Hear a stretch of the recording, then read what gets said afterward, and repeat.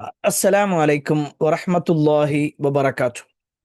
അൽഹംദുലില്ലാഹി റബ്ബിൽ ആലമീൻ വസ്സലാത്തു വസ്സലാമു അലാ റസൂലില്ലാഹ് വഅലാ ആലിഹി വഅസ്ഹാബിഹി അജ്മഈൻ അമ്മാ ബഅദ്. അല്ലാഹുമ്മ സ്വല്ലി അലാ മുഹമ്മദിൻ വഅലാ ആലി മുഹമ്മദ് കമാ സ്വല്ലൈത അലാ ഇബ്രാഹീം വഅലാ ആലി ഇബ്രാഹീം ഇന്നക ഹമീദും മജീദ്. അല്ലാഹുമ്മ ബാരിക് അലാ മുഹമ്മദിൻ വഅലാ ആലി മുഹമ്മദ് كما باركت على إبراهيم وعلى آل إبراهيم إنك حميد مجيد. أعوذ بالله من الشيطان الرجيم. بسم الله الرحمن الرحيم. يا أيها الذين آمنوا اتقوا الله حق تقاته ولا تموتن إلا وأنتم مسلمون. പ്രിയപ്പെട്ട സഹോദരങ്ങളെ, സഹോദരിമാരെ, സത്യവിശ്വാസികളെ, അള്ളാഹുവിൻ്റെ വിധിവിലക്കുകൾ അനുസരിച്ചുകൊണ്ടും പ്രവാചകൻ സല്ലല്ലാഹു അലൈഹി വസല്ലമയുടെ ജീവിതചര്യ പിൻപറ്റിക്കൊണ്ടും ജീവിക്കണമേ എന്ന് ആദ്യമായി എന്നോടും തുടർന്ന് നിങ്ങൾ ഓരോരുത്തരോടും ഉണർത്തുകയാണ്, വസിയത്ത് ചെയ്യുകയാണ്. അള്ളാഹുവിൻ്റെ അപാരമായ അനുഗ്രഹത്താൽ അള്ളാഹുവിൻ്റെ കലാമായ വിശുദ്ധ ഖുർആൻ പഠിക്കുക എന്ന മഹത്തായ ലക്ഷ്യത്തിലാണ് നമ്മളുള്ളത്. നമ്മുടെ ഈ ലക്ഷ്യം ഏറ്റവും എളുപ്പത്തിൽ പൂർത്തീകരിക്കാനുള്ള തൗഫീക്ക് അള്ളാഹു നമുക്കെല്ലാം നൽകുമാറാവട്ടെ. കഴിഞ്ഞ ആഴ്ചകളിലൂടെ വിശുദ്ധ ഖുർആനിലെ 2-ാം അധ്യായം സൂറത്തുൽ ബഖറയിലെ 219 ആയത്തുകളാണ് നമ്മൾ പഠിച്ചത്. ഇൻഷാ അല്ലാഹ് ഇന്ന് നമ്മൾ 220, 221 ആയത്തുകളുമായി ബന്ധപ്പെട്ടുകൊണ്ടാണ് പഠിക്കാൻ പോകുന്നത്. രണ്ടും വളരെ എളുപ്പത്തിൽ നമുക്ക് മനസ്സിലാക്കാൻ കഴിയുന്ന ആയത്തുകളാണ്. പക്ഷേ 221 ആയത്ത് ഒരു പക്ഷേ നമുക്ക് അങ്ങോട്ടും ഇങ്ങോട്ടും മാറിപ്പോകാൻ സാധ്യതയുള്ള ആയത്ത് കൂടിയാണ്. അതുകൊണ്ട് വളരെ ശ്രദ്ധയോടുകൂടി ഇതിൻ്റെ അർത്ഥം മനസ്സിലാക്കി നമ്മൾ പഠിച്ചാൽ നിങ്ങൾക്ക് പെട്ടെന്ന് ആയത്തുകൾ പഠിക്കാൻ സാധിക്കുമെന്ന് കൂടി ഓർമ്മപ്പെടുത്തുന്നു. നമ്മളതിൻ്റെ ബാക്ക്ഗ്രൗണ്ട് കാണുമ്പോൾ തന്നെ നിങ്ങൾക്ക് മനസ്സിലാകും, ഒരു വിവാഹവുമായി ബന്ധപ്പെട്ടുകൊണ്ടുള്ള കാര്യങ്ങളാണ് ഇതിൽ പറയുന്നത്. ഇൻഷാ അല്ലാഹ് നമുക്ക് അതുമായി ബന്ധപ്പെട്ടുകൊണ്ട് ചില കാര്യങ്ങൾ വിശദീകരിക്കുകയും ചെയ്യാം. ആദ്യം നമ്മൾ സാധാരണ ചെയ്യാറുള്ളത് പോലെ ഒന്ന് ആയത്തുകൾ ഓതി നോക്കാം. അതിനുശേഷം ഇൻഷാ അല്ലാഹ് ഇന്ന് പഠിക്കാനുള്ള ഭാഗത്തേക്ക് വരികയും ചെയ്യാം. കുറച്ച് വേഗത്തിൽ ഇങ്ങനെ പറഞ്ഞു പോവുകയാണ്, കാരണം കുറേ ചരിത്രങ്ങൾ നമുക്ക് പറയാനുണ്ട് ഈ വിഷയത്തിൽ. എല്ലാവരും കൂടെ ഓതാൻ നോക്കാട്ടോ. أعوذ بالله من الشيطان الرجيم. بسم الله الرحمن الرحيم. إن الذين آمنوا والذين هاجروا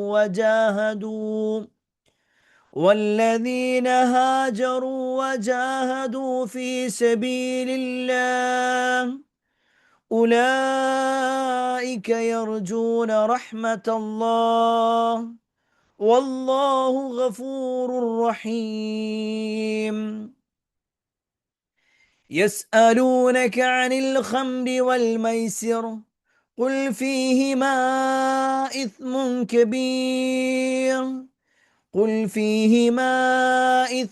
كبير ومنافع للناس وإثمهما أكبر من نفعهما ويسألونك ماذا ينفقون قل العفو كذلك يبين الله لكم الآيات لعلكم تتفكرون. ഇതാണ് നമ്മൾ കഴിഞ്ഞ ക്ലാസ്സുകളിൽ പഠിച്ചു വെച്ചത്. ഇൻഷാ അല്ലാഹ് ഇന്ന് നമ്മൾ അതിൻ്റെ ബാക്കി ഭാഗത്തേക്ക് വരികയാണ്. 220, 221 ആയത്തുകളിലേക്ക് എല്ലാവരും കൂടെ ഓതാൻ ശ്രദ്ധിക്കണം. 2 ആയത്തുകളാണ് നമുക്കിത് പഠിക്കാനുള്ളത്. കുറച്ച് വലുതായിട്ട് നമുക്ക് തോന്നാം, എന്നാൽ അതിലെ ഒട്ടുമിക്ക പദങ്ങളും നമുക്ക് പരിചയമുള്ളതാണ്, നമ്മളിതിനു മുമ്പ് വായിച്ചതുമാണ്. അതിലെ ചിലതൊക്കെ വിശദീകരണം ആവശ്യമില്ലാത്ത രൂപത്തിൽ യതീമുകളുമായി ബന്ധപ്പെട്ടുകൊണ്ടുള്ളതൊക്കെ പല ആയത്തുകളിലായിക്കൊണ്ട് നമ്മൾ ഈ ഒരു സൂറത്തിൽ തന്നെ അനിൽ യതാമ എന്ന് തുടങ്ങുന്ന പല വാചകങ്ങൾ നമ്മളിതിനു മുമ്പേ വായിച്ചിട്ടുണ്ട്, പഠിച്ചിട്ടുണ്ട്. അതുകൊണ്ട് തന്നെ കൂടുതൽ വിശദീകരണം അതിലേക്ക് പോകുന്നില്ല. എന്നാൽ 221 ആയത്തിൽ നിക്കാഹുമായി ബന്ധപ്പെട്ടുകൊണ്ടുള്ള വിഷയം കുറച്ച് വിശദമായി നമ്മൾ പഠിക്കേണ്ടതും അറിയേണ്ടതുമായ ഭാഗങ്ങൾ ഇതിനുണ്ട്. അതിന് വിശ്വാസപരമായ തലങ്ങളും കർമ്മപരമായ വിഷയങ്ങളൊക്കെ ഉള്ളത് കൊണ്ട് തന്നെ ചെറിയ രൂപത്തിൽ നമുക്കൊന്ന് വിശദീകരിച്ച് പോകാം. പിന്നീട് ആവശ്യമെങ്കിൽ നമുക്ക് വലിയൊരു വിശദീകരണം അറിയിച്ചു തരികയും ചെയ്യാം. അപ്പം എല്ലാവരും കൂടെ ഓതാൻ നോക്കാം കേട്ടോ. في الدنيا والآخرة ويسألونك عن اليتامى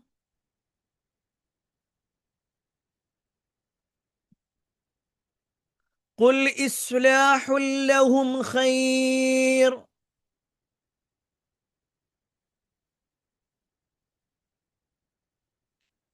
وإن تخالطوهم فإخوانكم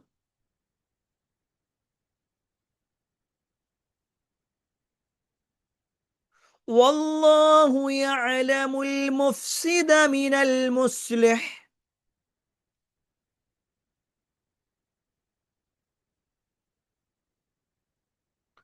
ولو شاء الله لأعنتكم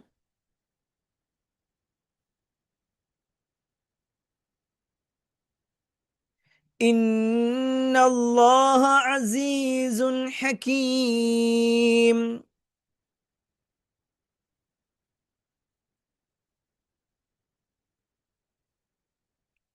ولا تنكحوا المشركات حتى يؤمن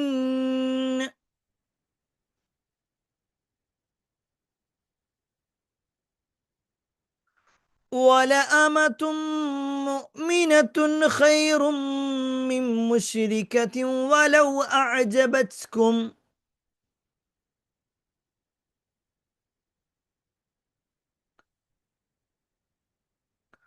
ولا تنكحوا المشركين حتى يؤمنوا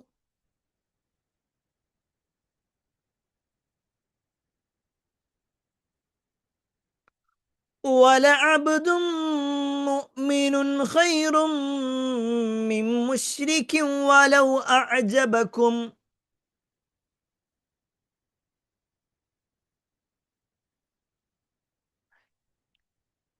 أولئك يدعون إلى النار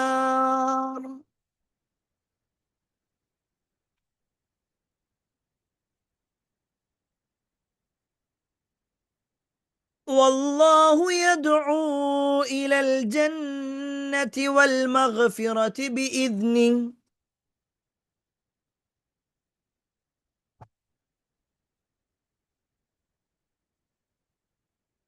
ويبين آياته للناس لعلهم يتذكرون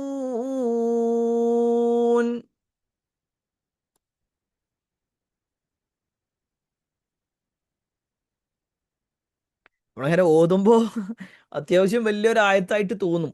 എന്നാൽ നമുക്ക് അറിയുന്ന പദങ്ങൾ തന്നെയാണ് ഇതിലുള്ളത്.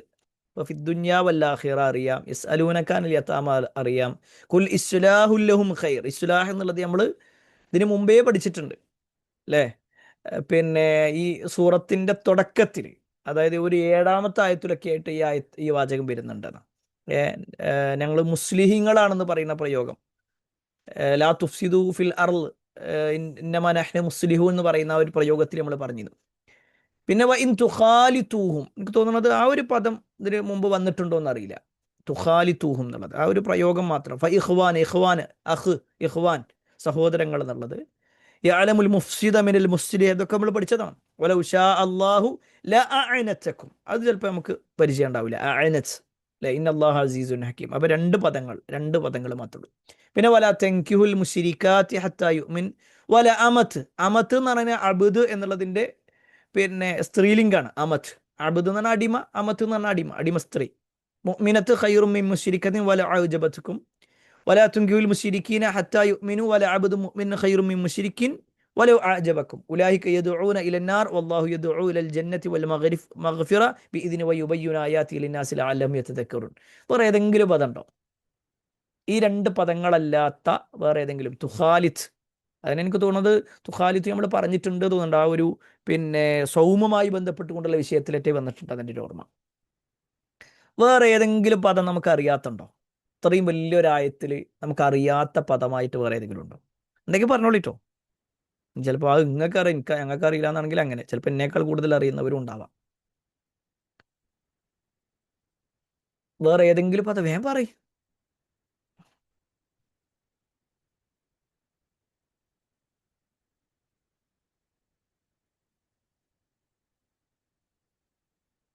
എന്തായാലും ഒന്നും പറയാത്തെ? Message ചെയ്തോളി, message ചെയ്തോളി.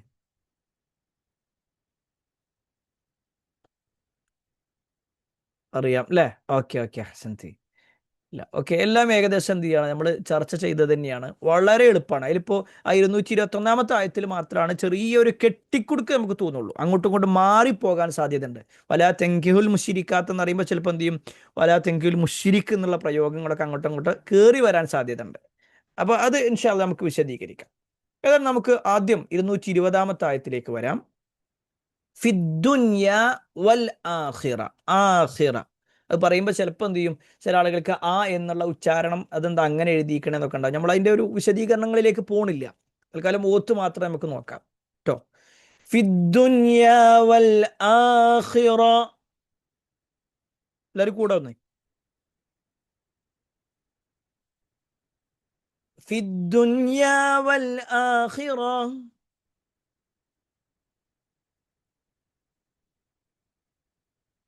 ويسألونك عن اليتامى.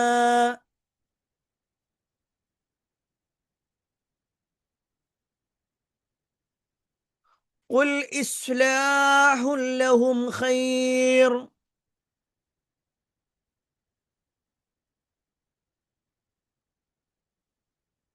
وإن تخالطوهم. تخالط. خالط. يخالط. تخالط. تخالطوهم. تخالطوهم. وإن تخالطوهم فإخوانكم.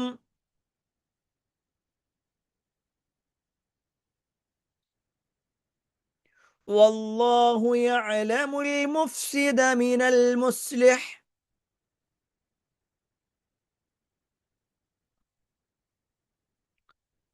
ولو شاء الله لأعنتكم.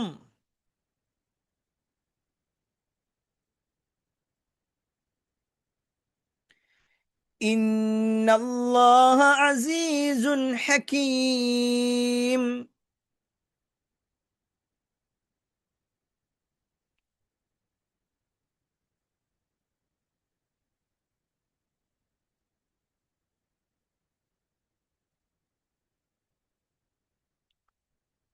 ഓക്കെ, നമ്മൾ ഇനി കൂടുതൽ വിശദീകരിക്കുന്നില്ല. പിന്നെ നേരെ അർത്ഥത്തിലേക്ക് വരികയാണ്. ഫിദ്ദുന്യ വൽ ആഖിറ.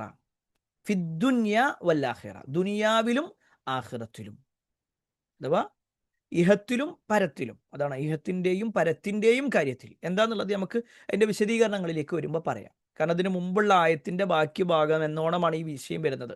219 ബാക്കിയാണ്. യസ്അലൂനക അനിൽ ഖംരി വൽ മൈസർ എന്ന് തുടങ്ങുന്ന ആയത്ത് വന്നല്ലോ. ആ ആയത്തിന്റെ തുടർച്ച എന്നോണം വരികയാണ് ഫിദ്ദുന്യ വൽ ആഖിറ, ദുനിയാവിലും ആഖിറത്തിലും. എന്നിട്ട് പറയാണ് വയസ്അലൂനക അനിൽ യതാമ. വയസ്അലൂനക അവർ നിന്നോട് ചോദിക്കുന്നു. അനിൽ യതാമ യതീമുകളെ സംബന്ധിച്ച്, അനാഥകളെ പറ്റിയും അവർ നിന്നോട് ചോദിക്കുന്നു. ഖുൽ നബിയെ നിങ്ങൾ പറയണം, ഇസ്ലാഹുൽ ലഹു ഖൈർ. ഇസ്ലാഹ് നന്മ ചെയ്യുക, ലഹും അവർക്ക് വേണ്ടി, ഖൈർ അത് ഖൈറാണ്. അവർക്ക് വേണ്ടി വരുത്തുന്ന എല്ലാ നന്മകളും ഖൈറാണ്.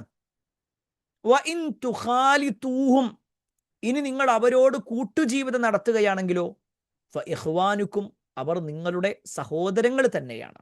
അവർ നിങ്ങളുടെ സഹോദരങ്ങളാണ്. ആ ഒരു നിലക്കാണല്ലോ പറയുന്നത്. നേരെ ശ്രദ്ധിച്ചോ, ഇത്രയും ഭാഗം നിങ്ങൾക്ക് ഓക്കെയാണോ? ഫിദ്ദുന്യ വല്ലാഖിറ, ദുനിയാവിലും ആഖിറത്തിലും, അഥവാ ഇഹത്തിലും പരത്തിലും, ഇഹത്തിൻ്റെയും പരത്തിൻ്റെയും കാര്യത്തിൽ. വയസ്അലൂനക അനിൽ യതാമ, അനാഥകളെ കുറിച്ച് അവർ നിന്നോട് ചോദിക്കുന്നു.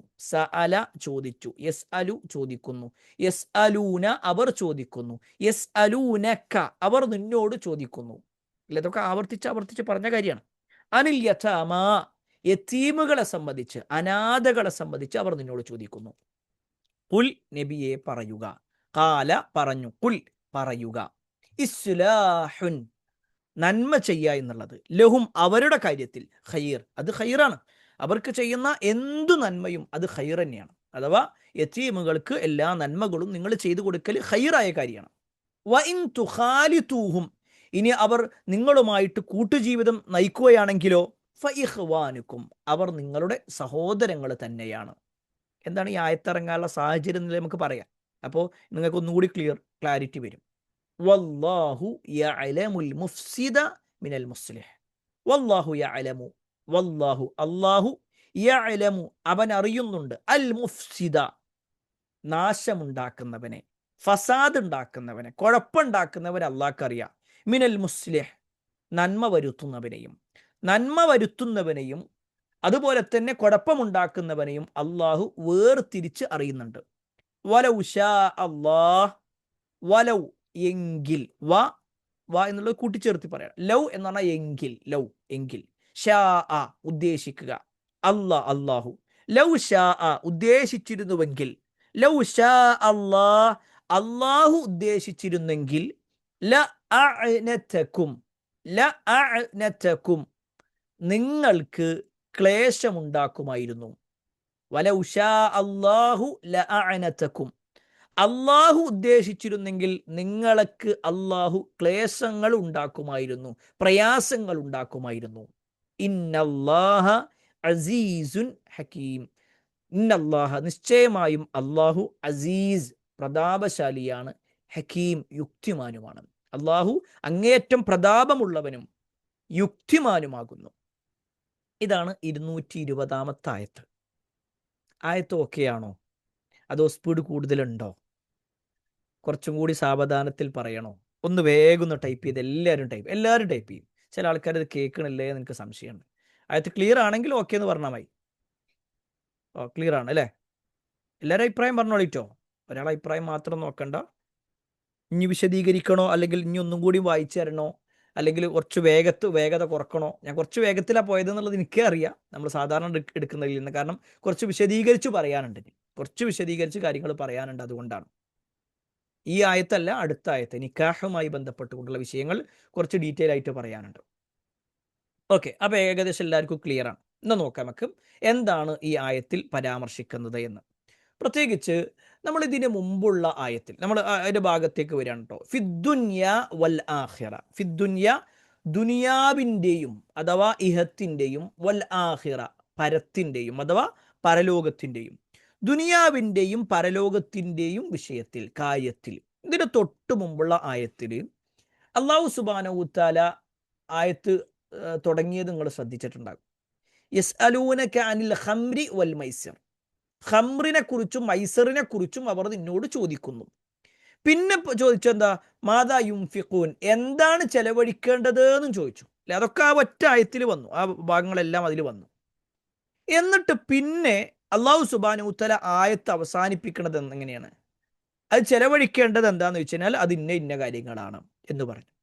എന്നിട്ട് അല്ലാഹ് പറയാണ് കദാലിക യുബയ്യിനുല്ലാഹു ലക്കുമുൽ ആയാത്ത്, അപ്രകാരമാണ് അല്ലാഹു സുബ്ഹാനഹു തആല നിങ്ങൾക്ക് കാര്യങ്ങൾ വിവരിച്ചു തരുന്നത്. ലഅല്ലഹും തതഫക്കറൂൻ, നിങ്ങൾ ചിന്തിച്ചു മനസ്സിലാക്കാൻ വേണ്ടി. അഥവാ ഒരു വിശ്വാസിയെ സംബന്ധിച്ചിടത്തോളം അവൻ്റെ ജീവിതത്തിലെ ഇഹത്തിലും പരത്തിലും ഉപകാരമുള്ള കാര്യങ്ങളാണ് അള്ളാഹു ഈ പറഞ്ഞ ആയത്തുകളിലൂടെ ഒക്കെ പറഞ്ഞത്. എന്തുകൊണ്ട് കള്ളൊഴിവാക്കണം, എന്തുകൊണ്ട് ചൂതാട്ടം ഒഴിവാക്കണം, ഈ രണ്ട് കാര്യത്തിനുള്ള മറുപടി അള്ളാഹ് പറഞ്ഞ എന്താ? നിങ്ങളെ പരലോകവും ഇഹലോകമൊക്കെ നേരാകണമെങ്കിൽ ഇതാണ് നല്ലത്. എന്നിട്ട് അതിൻ്റെ ബാക്കിയാണ് അള്ളാഹ് പറയുന്നത്. ബാക്കി വീണ്ടും പറയണം. അതേപോലെ ഈ നഫഖ്, അതായത് ചെലവഴിക്കുന്നതുമായി ബന്ധപ്പെട്ടുകൊണ്ടും പറഞ്ഞു നിങ്ങൾ ഇങ്ങനെയൊക്കെ ചെലവഴിക്കണം അല്ലേ. അവിടെ നമ്മൾ കുറേ കാര്യങ്ങൾ വിശദീകരിച്ചതാണ്, നമ്മൾ ഇനി അതിലേക്ക് ആ വിശദീകരണങ്ങളിലേക്ക് ഒന്നും പോകുന്നില്ല.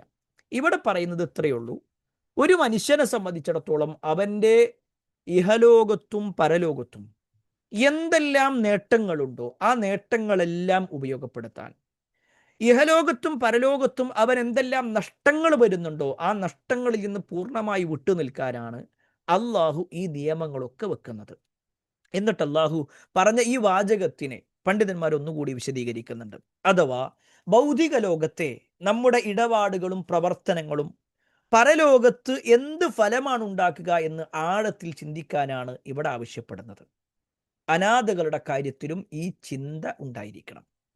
ഒന്നുകൂടി പറയാം. ഖംറിനെ കുറിച്ച് പറഞ്ഞു.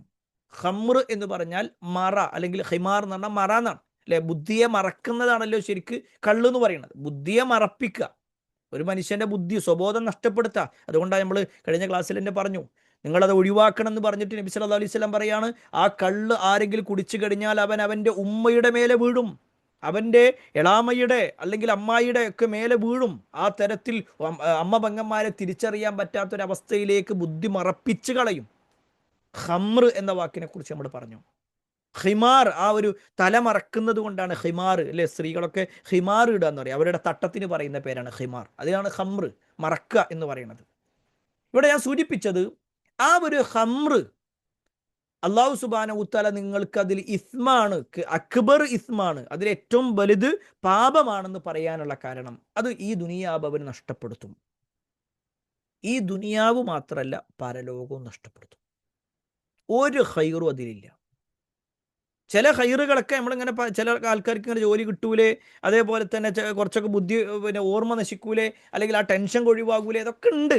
പക്ഷെ ഏറ്റവും ഗൗരവം അവൻ്റെ പരലോകവും ഇഹലോകവും നഷ്ടപ്പെടുത്തുന്ന, ശാരീരികമായും മാനസികമായും സാമ്പത്തികമായും സാമൂഹികമായും കുടുംബപരമായും ഒക്കെ നഷ്ടം വരുത്തുന്ന ഒന്നാണ്. അത് കേവലം അതിൻ്റെ വിഷയത്തിൽ മാത്രമല്ല, മൈസറിൻ്റെ കാര്യത്തിലും പറഞ്ഞു. മൈസർ എന്ന് പറഞ്ഞു കഴിഞ്ഞാൽ ചൂതാട്ടം. ആ ലോട്ടറിയുമായി ബന്ധപ്പെട്ടുകൊണ്ട് അത് പറ്റൂല, അത് ഇന്ന കാര്യങ്ങൾ ശ്രദ്ധിക്കണം എന്നുള്ള രൂപത്തിലും നമ്മൾ പറഞ്ഞു. പിന്നെ വയസ്അലൂനക മാദാ യുൻഫിഖൂൻ, അവർ ചോദിക്കുകയാണ് എന്താണ് ചെലവഴിക്കേണ്ടതെന്ന് ചോദിച്ചു. അതും എന്താണ്? പരലോകത്തിന് വേണ്ടിയിട്ടാണ്. ഇഹലോകത്തും പരലോകത്തും നമ്മൾ ചെലവഴിക്കുമ്പോൾ നമ്മുടെ പരലോകം നന്നാകും, ഇഹലോകം നേരം. എന്നിട്ടാണ് വീണ്ടും പറയണത് അനിൽ യഥാമ, ഇനിയുള്ള ചോദ്യങ്ങളാണ്, ഇനി അനാഥകളുമായി ബന്ധപ്പെട്ടുകൊണ്ടാണ് വരുന്നത്. അപ്പോൾ അതിന് മുമ്പായിട്ടും അള്ളാഹ് പറയാണ്, ദുനിയാവിലും ആഖിറത്തിലും എല്ലാ ഖൈറും നിങ്ങൾക്ക് കിട്ടണം എന്നുണ്ടെങ്കിൽ നിങ്ങൾ ഇന്ന കാര്യങ്ങൾ ചെയ്യണം. കള്ള് ഒഴിവാക്കണം, മദ്യം ഒഴിവാക്കണം, ചൂതാട്ടം നിഷിദ്ധമാണ് അതുകൊണ്ട് ഒഴിവാക്കണം. നിങ്ങൾക്ക് ബാക്കിയുള്ളതൊക്കെ എന്ത് ചെയ്യണം? ജനങ്ങൾക്ക് കൊടുക്കണം. എത്രയാണ് ചെലവഴിക്കണം? നമ്മളെ ആവശ്യത്തിന് എടുക്കുക, നമ്മുടെ വേണ്ടപ്പെട്ട കുടുംബക്കാർക്ക്, അഥവാ നമ്മൾ ചെലവിന് കൊടുക്കേണ്ട ആൾക്കാരുണ്ട് അവർക്ക് കൊടുക്കുക, പിന്നെ നമ്മുടെ കുടുംബക്കാർക്ക്, പിന്നെ മറ്റുള്ള ആളുകൾക്ക്. ഈ രൂപത്തിൽ എന്ത് ചെയ്യണം? നമ്മൾ കൊടുക്കും വേണമെന്നൊക്കെ പറഞ്ഞു. എന്നിട്ട് അതിൻ്റെ ബാക്കിയാണ് പറയണത് അനാഥകളുമായി ബന്ധപ്പെട്ടുകൊണ്ട്. വയസ് അലൂനക അനിൽ യതാമ, വയസ് അലൂനക, അവർ നിന്നോട് ചോദിക്കുന്നു, അനിൽ യതാമ, അനാഥകളെ സംബന്ധിച്ച്, യതീമുകളെ സംബന്ധിച്ച് അവർ നിന്നോട് ചോദിക്കുന്നു. കുൽ, നബിയെ പറയണം, ഇസ്ലാഹുൽ ലഹും ഖൈർ, അവർക്ക് നന്മ വരുത്തുന്നതെന്തും നല്ലതാണ്, അവർക്ക് നന്മ ഉണ്ടാക്കുന്നതെല്ലാം ഖൈറാണ്. വൈൻ തുഖാലിതൂഹും ഫഇഖ്വാനഹും, ഇനി നിങ്ങൾ അവരുമായിട്ട് കൂട്ടുജീവിതം നയിക്കുകയാണെങ്കിലോ അതിൽ തെറ്റില്ല. കാരണം എന്താ? ഫഇഖ്വാനുക്കും, അവർ നിങ്ങളുടെ സഹോദരങ്ങളല്ലേ. ഈ ഒരു ആയത്ത് അവതരിക്കാനുണ്ടായ കാരണം, ഈ യതീമിന്റെ വിഷയം വരാനുള്ള കാരണം എന്താന്ന് വെച്ച് കഴിഞ്ഞാൽ, ഇതിനു മുമ്പ് ചില ആയത്തുകൾ അവതരിച്ചു. ആ ആയത്തിൽ പിന്നെ യതീമിന്റെ സമ്പത്ത് തൊടാൻ പാടില്ല എന്നും അത് വളരെ ഗൗരവപ്പെട്ടതാണ് എന്നൊക്കെ ആയത്ത് വന്നു. എത്രത്തോളം എന്ന് വെച്ച് കഴിഞ്ഞാൽ, ഈ ഒരായത്ത് നമുക്ക് പരിചയം ഉണ്ടാവും. ഇന്നല്ലദീന യഅ്കുലൂന അംവാലൽ യതാമ ദുൽമൻ ഇന്നമ യഅ്കുലൂന ഫീ ബുതൂനിഹിം നാറ വസയസ്ലൗന സഈറ. അനാഥന്റെ സമ്പത്ത് ഒരാൾ അന്യായമായിട്ട് തിന്നുക എന്ന് പറഞ്ഞു കഴിഞ്ഞാൽ അവന്റെ വയറിൽ അത് തീ നിറക്കുന്നത് പോലെയാണ്, തീ തിന്നുന്ന പോലെയാണ്. അവൻ നരകത്തിൽ വെന്തെരിയും. അനാഥന്റെ സമ്പത്ത് എടുക്കാൻ പാടില്ല. ഈ ഒരു ആയത്ത് അവതരിച്ചപ്പോൾ സ്വഹാബിമാർക്ക് ആകെ ബേജാറായി. അവരാരും അനാഥകളുടെ സമ്പത്ത് അപഹരിക്കുന്നവരല്ല. പക്ഷേ അവരുടെ കുടുംബത്തിലോ അവരുടെ പരിചയത്തിലോ ഒക്കെയുള്ള അനാഥ കുട്ടികൾ, അതായത് വാപ്പ മരണപ്പെട്ട ആളുകൾ, അതിനാണല്ലോ ഇപ്പോൾ അനാഥരെന്ന് പറയും. ആ കുട്ടികൾ മരിക്കുമ്പോൾ, അല്ലെങ്കിൽ ആ രക്ഷിതാവ് മരിക്കുമ്പോൾ, ഈ കുട്ടികളെ ഏറ്റെടുക്കുക എന്ന നിലക്ക് ഇവർ ഏറ്റെടുക്കും. ചിലപ്പോൾ എളാപ്പയായിരിക്കും, ചിലപ്പോൾ മൂത്താപ്പയായിരിക്കും. അപ്പം അങ്ങനെ ഏറ്റെടുത്തു കഴിഞ്ഞാൽ സ്വാഭാവികമായിട്ടും അവൻ്റെ സമ്പത്തുണ്ട്, അതിൽ നിന്നാണ് എന്ത് ചെയ്യുക, കുറച്ചൊക്കെ ഇവരെടുത്തിട്ട് അത് വെച്ചിട്ടാണ് എടുക്കുക. പക്ഷേ ഈ ആയത്ത് അവതരിച്ചതോടുകൂടി അവർക്കുള്ള ഭക്ഷണം വേറെ തന്നെ വെക്കാൻ തുടങ്ങി. അവർക്കുള്ള ഭക്ഷണം വേറെ, അതേപോലെ തന്നെ മറ്റുള്ള ആളുകൾ വേറെ. അപ്പം ഇത് ഓർക്ക് ഭയങ്കര ഒരു വിഷമം. എന്താപ്പോൾ നമ്മളെ വേറെ ആയിട്ട് കാണുന്നവർ എല്ലാത്തുനിന്നും ഇങ്ങനെ അകന്ന് നിൽക്കുക. അത് സ്വഹാബത്ത് ഒരിക്കലും അവരകറ്റി നിർത്താൻ വേണ്ടിയിട്ടല്ല. അവരുടെ സമ്പത്തെങ്ങാനും നമ്മൾ കടിച്ചു, എത്രയെന്ന് ചോദിച്ചാൽ അനാഥകൾക്ക് ഭക്ഷണം കൊടുത്തിട്ട് അവർ ബാക്കി വെച്ചതുണ്ടാവില്ല, അതായത് അവരുടെ സമ്പത്ത് കൊണ്ട് അവർക്ക് ഭക്ഷണം വാങ്ങിക്കൊടുത്തിട്ട് അതിൻ്റെ ബാക്കി വല്ലതുണ്ടെങ്കിൽ അത് കഴിക്കാൻ വരെ സ്വഹാബത്ത് മടിച്ചു. കാരണം അത് ഈ പറഞ്ഞ ആയത്തിൽ പെട്ടുപോകുമോ? യതീമിന്റെ സമ്പത്ത് തിന്നുക എന്നുള്ളതിൽ പെട്ടുപോകുമോ എന്ന് സ്വഹാബത്ത് പേടിച്ചു. അങ്ങനെ ആ ഭക്ഷണം വേസ്റ്റ് ആയി പോകുക, ആരും എടുക്കണില്ല, എല്ലാവർക്കും പേടി. എന്നാൽ സ്വഹാബത്തിന്റെ ആ ഒരു മാനസികാവസ്ഥ നോക്കട്ടെ. ഖുറാനിലൊരു ആയത്ത് കേട്ട് കഴിഞ്ഞാൽ ഒരു പിന്നെ അവരുടെ ജീവിതമാണത്. ഒരു പിന്നെ അതിനെന്തെങ്കിലും അതൊന്നും കുഴപ്പമില്ല, എങ്ങനെയൊന്നും പറയില്ല. ഓരതൊന്ന് വേഗം മാറുക. അപ്പം അങ്ങനെ എന്ത് ചെയ്തു വെച്ചാൽ ഭക്ഷണങ്ങൾ വേസ്റ്റ് ആകാൻ തുടങ്ങുക. ഈ അനാഥ കുട്ടികളെ സംബന്ധിച്ചിടത്തോളം, അല്ലെങ്കിൽ ആ കുടുംബത്തിനെ സംബന്ധിച്ചിടത്തോളം വല്ലാത്ത ഒരു ടെൻഷൻ. കാരണം എല്ലാവരും ഇങ്ങനെ അകന്ന് വെക്കുക. ഇവരുടെ സമ്പത്ത് എങ്ങാനും എടുക്കുക എന്ന് പറഞ്ഞു കഴിഞ്ഞാൽ, അതുമ്മേ എന്തെങ്കിലും കച്ചവടം ചെയ്യുക എന്ന് പറയുമ്പോഴൊക്കെ എല്ലാവർക്കും പേടി. അപ്പൊ അവര് വന്നിട്ട് നബിന്റെ അടുത്ത് വന്നിട്ട്, നബി ഇങ്ങനെ ഒരു പ്രശ്നമുണ്ട്, നമ്മളെ ആരും ഇങ്ങനെ കൂടെ കൂട്ടണില്ല, എല്ലാവരും ഇങ്ങനെ മാറി മാറി നിൽക്കുന്ന രൂപമാണുള്ളത് എന്ന് പറഞ്ഞു. അവരുമായിട്ടുള്ള പിന്നെ ക്രയവിക്രയങ്ങളിൽ വരെ ആളുകളും ബാക്ക് നിന്നാ. കാരണം എങ്ങാനും യത്തീം കുട്ടികളെ പൈസ നമ്മളെ ഇതിലേക്ക് വരുമോ, ഒരു ദിർഹമെങ്കിൽ ഒരു ദിർഹം അത് കൂടിപ്പോയി കഴിഞ്ഞാൽ അത് പ്രശ്നമല്ലേ എന്ന് ബേജാറെന്ന്.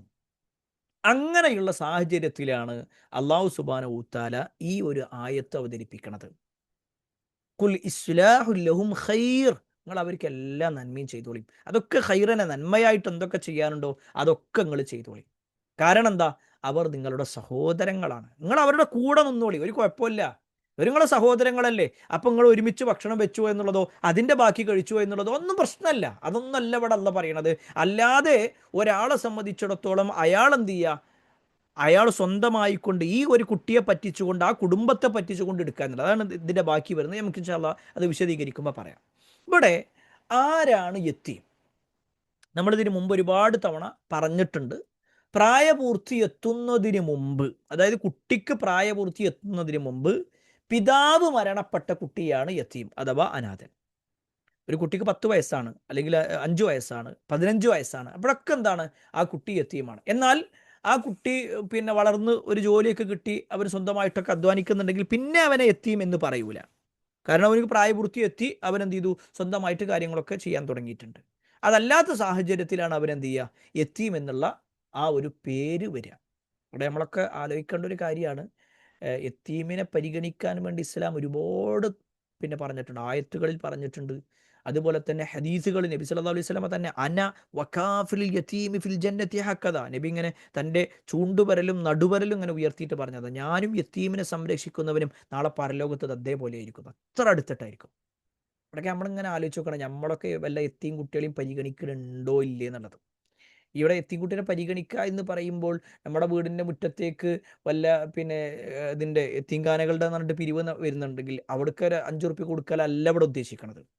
അവിടേക്ക് ഒരു 10 ഉറുപ്പ്യ കൊടുക്കലല്ല. കാരണം അതൊക്കെ ഒട്ടുമിക്കതും പിന്നെ തട്ടിപ്പുകളാണ് നടക്കാറുള്ളത്. അവിടെ ഒന്നും എത്തീം കുട്ടികളില്ല. ഞാൻ എത്രയോ തവണ പറഞ്ഞ കാര്യമാണ്. അവിടെയൊന്നും എത്തീം കുട്ടികളില്ല. അവിടെയൊക്കെ ഈ പറയപ്പെട്ട സ്ഥാപനത്തിൻ്റെ ആളുകളുടെ ആരെങ്കിലും കുടുംബക്കാർ, കുറച്ച് ആൾക്കാർ വന്നിട്ടുണ്ടാകും. ഏതോ ഒന്നോ രണ്ടോ എത്തീം കുട്ടികൾ ചിലപ്പോൾ ഉണ്ടെങ്കിൽ ഉണ്ടാവുന്നവരാ. കാരണം ഇതൊക്കെ പലപ്പോഴും പുറത്തുനിന്ന് പിന്നെ സാമ്പത്തികമായിട്ട് ആളുകളെ സ്വാധീനിക്കാൻ വേണ്ടിയോ അല്ലെങ്കിൽ സഹായം പ്രതീക്ഷിച്ചു കൊണ്ടൊക്കെയാണ് പല ആൾക്കാർ യത്തീംഖാനകൾ തന്നെ നടത്തുന്നത്. കുട്ടികളെ സംരക്ഷിക്കാൻ വേണ്ടിയിട്ടല്ല, അവരുടെ കാര്യങ്ങൾ നടക്കുക എന്നുള്ള നിലക്കും അവർക്ക് എന്തെങ്കിലുമൊക്കെ വരുമാനം ഉണ്ടാക്കാൻ വേണ്ടിയിട്ടാണ് പല ആൾക്കാരും നടത്താറുള്ളത്. ഞാൻ ആരെയും കുറ്റപ്പെടുത്തി പറയല്ല. പക്ഷെ സത്യത്തിൽ യത്തീമിനെ സംരക്ഷിക്കുക എന്ന് പറഞ്ഞാൽ എന്താന്ന് വെച്ച് കഴിഞ്ഞാൽ ചേർത്ത് നിർത്തുന്ന ലമ്മ എന്നുള്ള പ്രയോഗമാണ് നബി സല്ലല്ലാഹു അലൈഹി വസല്ലം പറഞ്ഞത്. ലമ്മ എന്ന് പറഞ്ഞു കഴിഞ്ഞാൽ ഇങ്ങനെ കൂട്ടിപ്പിടിക്കാന്ന്. ആ കൂട്ടിപ്പിടിക്കൽ എങ്ങനെയുണ്ട്? ഒന്നുകിൽ പിന്നെ ആ കുട്ടി വലുതാകുന്നത് വരെ നമ്മളെ മക്കളെ പോലെ തന്നെ അവരെ വളർത്തുക എന്നുള്ളതാണ്.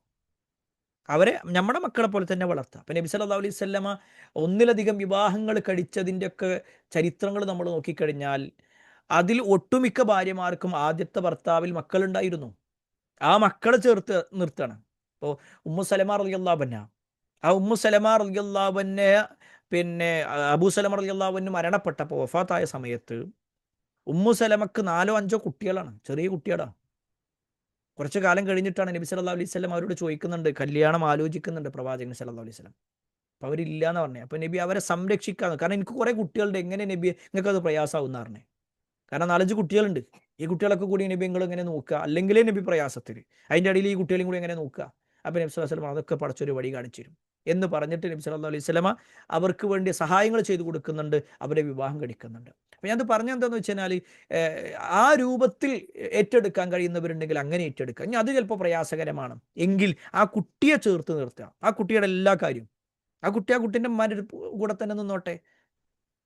അങ്ങനെ തന്നെ നിന്നോട്ടെ, ഒരു കുഴപ്പമില്ല. പക്ഷേ ആ കുട്ടിയുടെ പഠനത്തിൻ്റെ കാര്യം, എൻ്റെ കുട്ടിക്ക് ഞാൻ ഇത്ര ചിലവഴിക്കുന്നുണ്ട്, എന്നാൽ അതുപോലെ തന്നെ ആ കുട്ടിക്കും കൊടുക്കുക. ആ കുട്ടിക്കൊരു ബാഗ്, ഇനിയിപ്പോൾ സ്കൂളൊക്കെ തുടങ്ങണം, സ്കൂൾ ഇങ്ങനെ തുടങ്ങുന്ന സമയത്തൊന്നും ആ കുട്ടിയുടെ പഠനത്തിൻ്റെ കാര്യം അത് ഞാൻ നോക്കാം. ആ കുട്ടിക്കുള്ള പെൻസിൽ അത് ഞാൻ വാങ്ങിക്കൊടുക്കുക, ആ കുട്ടിക്കുള്ള പേന ഞാൻ വാങ്ങിക്കൊടുക്കുക, യൂണിഫോം ഞാൻ വാങ്ങിക്കൊടുക്കുക എന്ന് പറഞ്ഞുകൊണ്ട് എന്ത് ചെയ്യണം, അങ്ങനെ ചേർത്ത് നിർത്തുക എന്നതാണ് ശരിക്ക് യത്തീമിനെ സംരക്ഷിക്കുക എന്നതുകൊണ്ട് അർത്ഥമാക്കുന്നത്. ഇനി ഇവിടെ ഇസ്ലാമിലെ അനാഥകളെ യത്തീമിൻ്റെ കാര്യങ്ങൾ ഇങ്ങനെ നോക്കിക്കഴിഞ്ഞാൽ ഖുറാനിലും ഹദീസിലും 3 തരത്തിലാണ് വന്നിട്ടുള്ളത്. ഒന്ന്, അനാഥകളോട് നന്മ ചെയ്യുന്നതിൻ്റെ പ്രാധാന്യവും പ്രതിഫലവും. ഇപ്പൊ നേരത്തെ പറഞ്ഞതുപോലെ അവർക്ക് നന്മ ചെയ്താൽ സ്വർഗം കിട്ടുമെന്ന് പറയുന്ന ആ രൂപത്തിലുള്ളത്. രണ്ടാമത്തത്, അവരുടെ സാമൂഹ്യ അവകാശങ്ങളെ വിവരിക്കുക. അവർക്ക് എന്ത് ചെയ്യും, സമൂഹത്തിൽ അവർക്ക് ഇന്ന ഇന്ന അവകാശങ്ങൾ എത്രത്തോളം എന്നാൽ, ഒരു അനന്തര സ്വത്ത് വീതിക്കുമ്പോൾ, ശ്രദ്ധിക്കണേ, ഖുർആനിലെ ആയത്താണ്, അനന്തര സ്വത്ത് വീതിക്കാണ്. നമ്മൾ ഒരു അനന്തര സ്വത്ത് വീതിക്കും, ഒരാൾ മരിച്ചു, അയാളുടെ അനന്തര സ്വത്ത് വീതിക്കുമ്പോൾ അതിൽ ആ ഒരു മരണപ്പെട്ട ആളുടെ മകനല്ലാത്ത ഒരു യത്തീം അവിടെ ഉണ്ടെന്ന് വിചാരിച്ചു. അത് വീതം വെക്കുന്ന സമയത്ത് ഒരു യത്തീം കുട്ടി ഉണ്ടെങ്കിൽ ആ യത്തീം കുട്ടിനെ വരെ പരിഗണിക്കണം എന്ന് പറഞ്ഞു. എല്ലാവർക്കും ആ പരിഗണന ഉണ്ടാവില്ല, യത്തീമിന് പരിഗണന ഉണ്ടെന്ന് പറഞ്ഞു.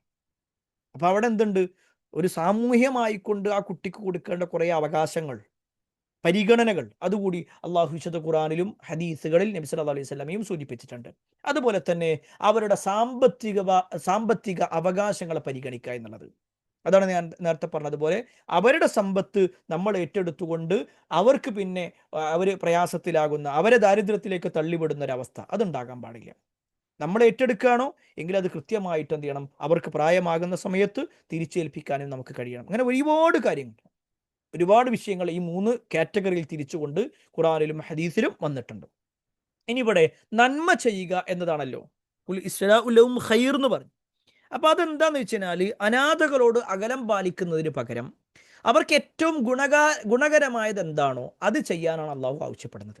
അവരുടെ സ്വത്ത് സംരക്ഷിക്കുന്നതിനൊപ്പം അവർക്ക് സ്നേഹവും പരിഗണനയും നൽകുക, അവർക്ക് എല്ലാ നന്മയും ചെയ്യുക, അവരുടെ സ്വത്ത് നമ്മൾ പരിഗണിക്കുകയും ചെയ്യാം. ഇനിയോ വഇൻ തുഖാലിതൂഹും വഇഖ്വാനുക്കും പറഞ്ഞു, അഥവാ കൂട്ടുജീവിതം, അനാഥകളെ സ്വന്തം കുടുംബത്തോടൊപ്പം ചേർത്ത് നിർത്തുന്നതിലോ കുടുംബത്തിന്റെ ചിലവുകളോടൊപ്പം അവരുടെ കാര്യങ്ങൾ കൂടി ഒന്നിച്ചു കൊണ്ടുപോകുന്നതിലോ തെറ്റില്ല എന്ന് ഈ വചനം വ്യക്തമാക്കുന്നു. കാരണം അവർ മനുഷ്യരെന്ന നിലയിലും മതപരമായും നിങ്ങളുടെ സഹോദരന്മാരാണ്. സഹോദരങ്ങളോട് ഇടപെടുന്നത് പോലെ അവരോട് പെരുമാറണമെന്നാണ്. ഇതൊക്കെ ആ ഖുറാന്റെ ഒരു പ്രയോഗമാണ്. ഫഇഖ്വാനുക്കും എന്നുള്ള ആ വാക്ക് നോക്കിയേക്കാം.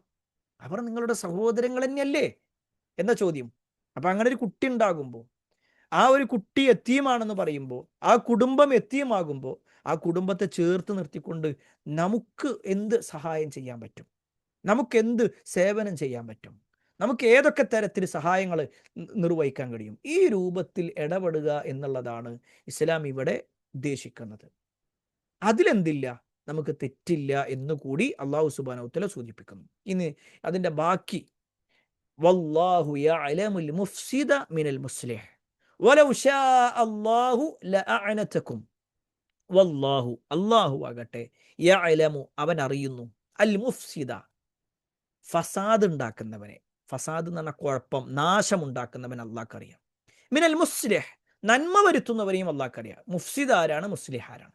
മുഫ്സിദ് എന്ന് പറഞ്ഞു കഴിഞ്ഞാൽ കുഴപ്പമുണ്ടാക്കുക, മുസ്ലിഹ് എന്ന് പറഞ്ഞാൽ നന്മ വരുത്തുക. ഇത് രണ്ടും ആരാന്നുള്ളത് അള്ളാഹ്ക്ക് നല്ലോണം അറിയാം.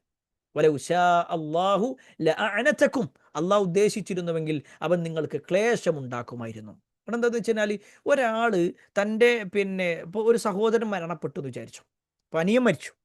അപ്പോൾ ജ്യേഷ്ഠൻ എന്ത് ചെയ്യണം, അനിയൻ്റെ മക്കളെ ഏറ്റെടുക്കുകയാണ്, അത് ഞാൻ നോക്കിക്കോളാം എന്ന് പറയാം. എന്തിനാന്ന് വെച്ച് കഴിഞ്ഞാൽ അനിയൻ്റെ കുറേ സ്വത്തുക്കളുണ്ട്.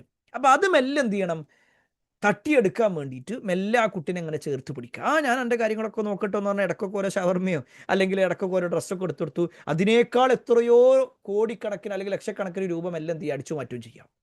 ഇവരെ കണ്ണ് പൊടിയിടാൻ വേണ്ടിയിട്ട് എന്ത് ചെയ്യുക, നമ്മൾ ഇവരെ നോക്കുന്നുണ്ട് എന്ന് വരുത്തി തീർക്കുക. അതാണ് അള്ളാഹു മുഫ്സിദിനെ അറിയും. നാശം ഉണ്ടാക്കാൻ, കുഴപ്പമുണ്ടാക്കുന്നത് ആരാണ്, ഫിത്ന ഉണ്ടാക്കുന്നത് ആരാണ്, അള്ളാഹ്ക്ക് നല്ലോണം അറിയാം.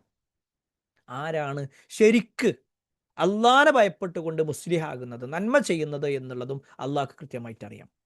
പരലോകം പ്രതീക്ഷിച്ചുകൊണ്ട് നന്മ ചെയ്യുന്നത് ആരാണ്, അങ്ങനെ ചേർത്ത് നിർത്തുന്നത് ആരാണ് എന്നുള്ളതും അള്ളാഹുവിന് നല്ലോണം അറിയാം എന്ന നിലക്കാണ് അള്ളാഹ് പറയണത്. ഇനി അള്ളാഹ് വിചാരിച്ചിരുന്നെങ്കിലോ അവരുടെ എല്ലാത്തിലും അതിനേക്കാൾ വലിയ പ്രയാസങ്ങൾ ഉണ്ടാക്കാനും അള്ളാഹ്ക്ക് കഴിയും.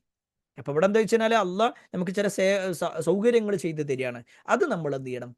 ഉപയോഗപ്പെടുത്തണം എന്നുള്ളതാണ് അള്ളാഹു ഈ ആയത്തിൽ സൂചിപ്പിക്കുന്നത്. എന്നിട്ട് അള്ളാഹ് പറയാണ്, ഇന്നല്ലാഹ അസീസുൻ ഹക്കീം. അള്ളാഹു സുബ്ഹാനഹു വ തആല അസീസാണ്, ഹക്കീമാണ്. അസീസ് എന്ന് പറഞ്ഞു കഴിഞ്ഞാൽ പ്രതാപശാലി, ഇസ്സത്ത് പ്രതാപം അല്ലേ? അയാൾക്ക് എനിക്കൊരു ഇസ്സത്ത് ഇല്ലെന്ന് വെച്ചാൽ എനിക്കൊരു പ്രതാപമല്ല, എനിക്ക് എൻ്റെതായ ഒരു പ്രതാപം എന്നുള്ളതുണ്ടല്ലോ. ഹക്കീം എന്ന് പറഞ്ഞാൽ യുക്തിമാൻ എന്നാണ്.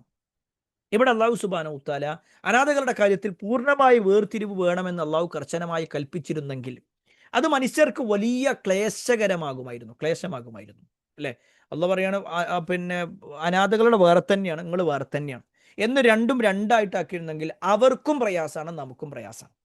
കാരണം അവരെ നോക്കുക എന്നുള്ളത് ഈ പറഞ്ഞ രൂപത്തിൽ അവരുടെ സമ്പത്ത് എടുത്തുകൊണ്ട് നോക്കുക എന്നുള്ളതും അതിൻ്റെ പിന്നെ വരുമാനങ്ങളും അതിലേക്ക് നമ്മുടെ സമ്പത്ത് ചേരുമോ ഇല്ലയോ, അവരിൽ നിന്നൊരു ചായ വാങ്ങി കുടിച്ചാൽ പോലും അത് പ്രയാസകരമാകുമോ, ഇങ്ങനെ ഒരുപാട് ടെൻഷൻ ഉണ്ടായിരുന്നു. എന്നാൽ അള്ളാഹു സുബ്ഹാനഹു വ തആല ഒരിക്കലും നമുക്ക് ബുദ്ധിമുട്ട് ഉദ്ദേശിക്കണില്ല. അതുകൊണ്ട് നിങ്ങൾ കൂടി ഇരുന്നോളി. നിങ്ങൾ രണ്ടു കൂട്ടരും ഒരുമിച്ച് തന്നെ ജീവിച്ചോ, നിങ്ങളെ സഹോദരങ്ങൾ തന്നെയല്ലേ. അതുകൊണ്ട് നിങ്ങൾ എന്ത് ചെയ്തു? ആ രൂപത്തിൽ തന്നെ മുന്നോട്ട് പോയിക്കോ. ഇത് അള്ളാഹുവിൻ്റെ ഒരു പ്രതാപമാണ്, അള്ളാഹു നമുക്ക് നൽകുകയാണ്. നിങ്ങൾക്ക് ഇന്ന അള്ളാഹുവിൻ്റെ യുക്തി കൂടിയാണത്, അള്ളാഹുവിൻ്റെ യുക്തിയാണ്. ഒരിക്കലും പ്രയാസം വരാത്ത രൂപത്തിലുള്ള കാര്യങ്ങളാണ് അള്ളാഹു ഇതിലൂടെ ഉദ്ദേശിക്കുന്നത്. അപ്പൊ ഈ ആയത്ത് ക്ലിയർ ആണോ എല്ലാവർക്കും? ഈ ആയത്ത് ഓക്കെ ആയിട്ടുണ്ടോ?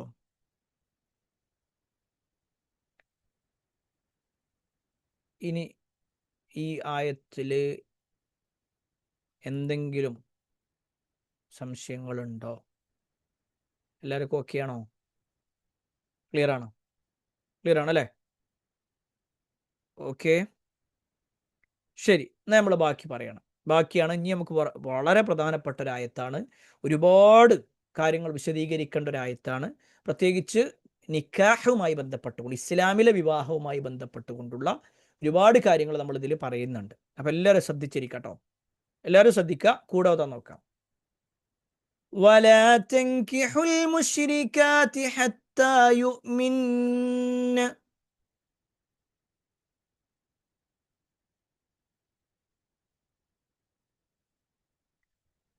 ولأمة مؤمنة خير من مشركة ولو أعجبتكم.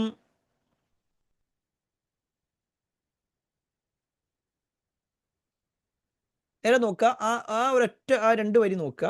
വലാ തെങ്കിഹു, ഫസ്റ്റ് പറയണത് വലാ തെങ്കിഹു എന്നാണ്, തെങ്കിഹു എന്നാണ്. പിന്നെ ആയത്തിൽ വരുന്നത് വലാ തുങ്കിഹു എന്നാണ്. വ്യത്യാസങ്ങൾ മനസ്സിലാക്കാം. ആദ്യം വരുന്നത് അൽ മുശ്രിക്കാത്ത് എന്നാണ്, പിന്നെ വരുന്നത് അൽ മുശ്രിക്കീന എന്നാണ്. ഹത്താ യുഅ്മിന്ന, അത് രണ്ടും ആദ്യം ഹത്താ യുഅ്മിന്ന എന്നാണെങ്കിൽ രണ്ടാമത്തെ ഭാഗത്ത് ഹത്താ യുഅ്മിനൂ എന്നാണ്. ഇനി അടുത്തത് വല അമത്തും മുഅ്മിനത്തുൻ എന്നുള്ളതാണെങ്കിൽ ഇവിടെ വല അബ്ദും മുഅ്മിനുൻ എന്നാണ്. ഖൈറും മിൻ മുശ്രിക്കത്തിൻ ഖൈറും മിൻ മുശ്രിക്കിൻ വലൗ അഅജബത്കും വലൗ അഅജബക്കും. നിങ്ങൾക്ക് മനസ്സിലാവുണ്ടോ? അതായത് ഒന്ന് ആണിൻ്റെ വിഷയത്തിലാണ്, മറ്റൊന്ന് പെണ്ണിൻ്റെ വിഷയത്തിലാണ്. അപ്പോൾ അതിൻ്റെതായ ചില വ്യത്യാസങ്ങൾ അതിലുണ്ട്. അപ്പോൾ അതങ്ങനെ തന്നെ ആ വ്യത്യാസങ്ങൾ കൃത്യമായി ബോധ്യപ്പെട്ടുകൊണ്ട് നമ്മൾ എന്ത് ചെയ്യണം? ഓതണം. നേരെ ശ്രദ്ധിക്കുക, അർത്ഥം പറയുമ്പോൾ നിങ്ങൾക്ക് ഒന്നും കൂടി ക്ലിയർ ആവും. ولا تنكحوا المشركات حتى يؤمن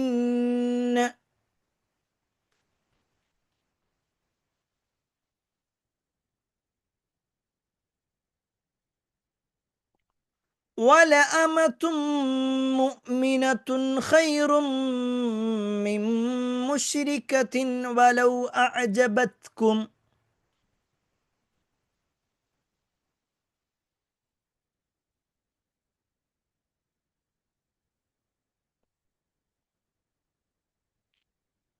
ولا تنكحوا المشركين حتى يؤمنوا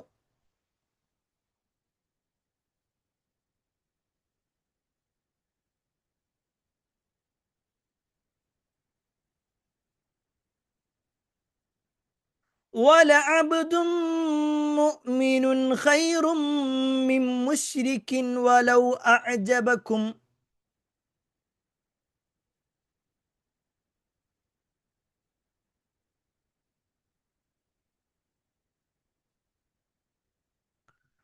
أولئك أولئك يدعون إلى النار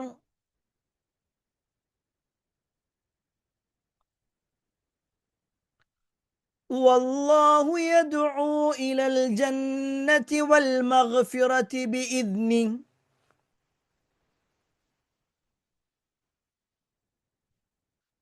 ويبين آياته للناس لعلهم يتذكرون.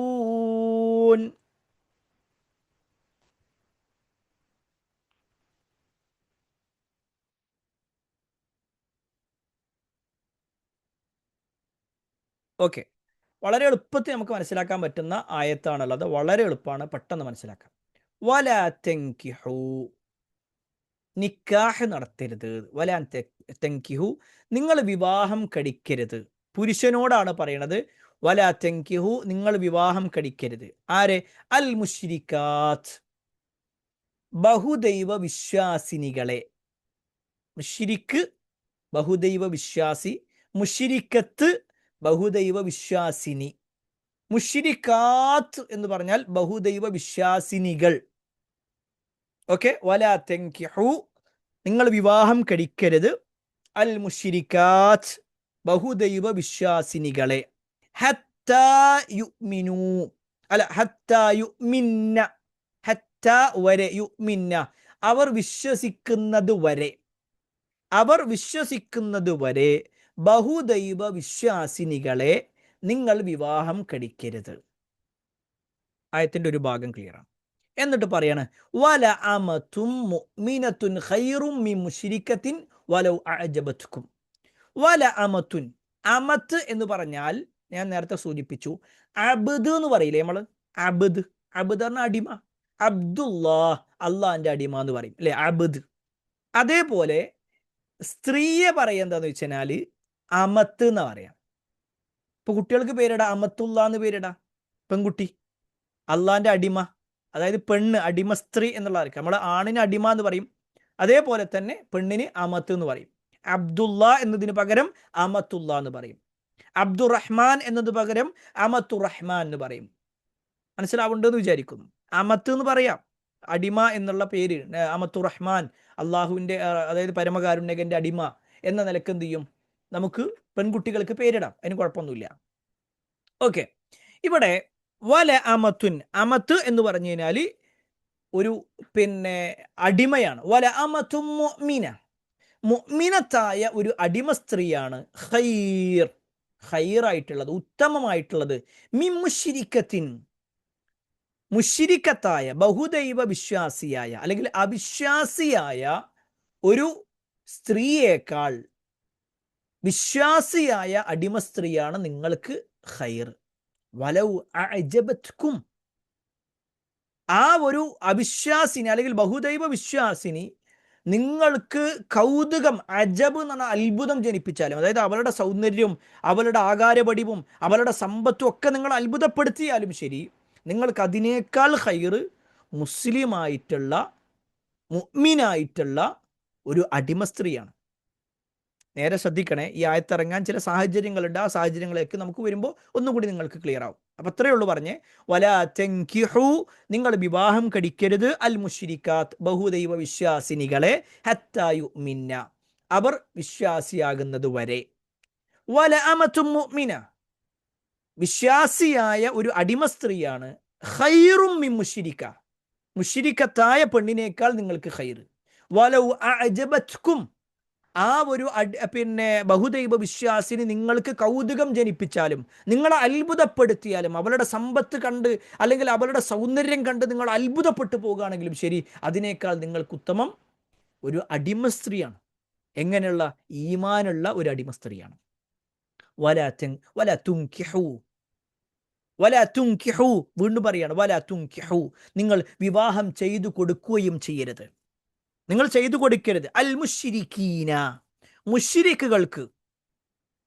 ഇത് പെണ്ണിനോടല്ല പറയണത്, അതായത് പെണ്ണ് വിവാഹം കഴിക്കലില്ലല്ലോ, കഴിപ്പിച്ചു കൊടുക്കുക എന്നുള്ളതാണ്. അപ്പോൾ അവളുടെ പിതാവിനോടാണ് പറയുന്നത്, അല്ലെങ്കിൽ അവളുടെ ഉത്തരവാദിത്തപ്പെട്ട ആളുകളോട് പറയണം. വലാ തുൻകിഹു, നിങ്ങൾ വിവാഹം ചെയ്തു കൊടുക്കരുത്. അൽ മുശ്രിക്കീന, മുശ്രിക്കീന എന്ന് പറഞ്ഞാൽ മുശ്രിക്കാത്ത് എന്നുള്ളതിൻ്റെ പുല്ലിംഗമാണ്. മുശ്രിക്കീന, ബഹുദൈവ വിശ്വാസികൾക്ക് നിങ്ങൾ വിവാഹം ചെയ്തു കൊടുക്കരുത്.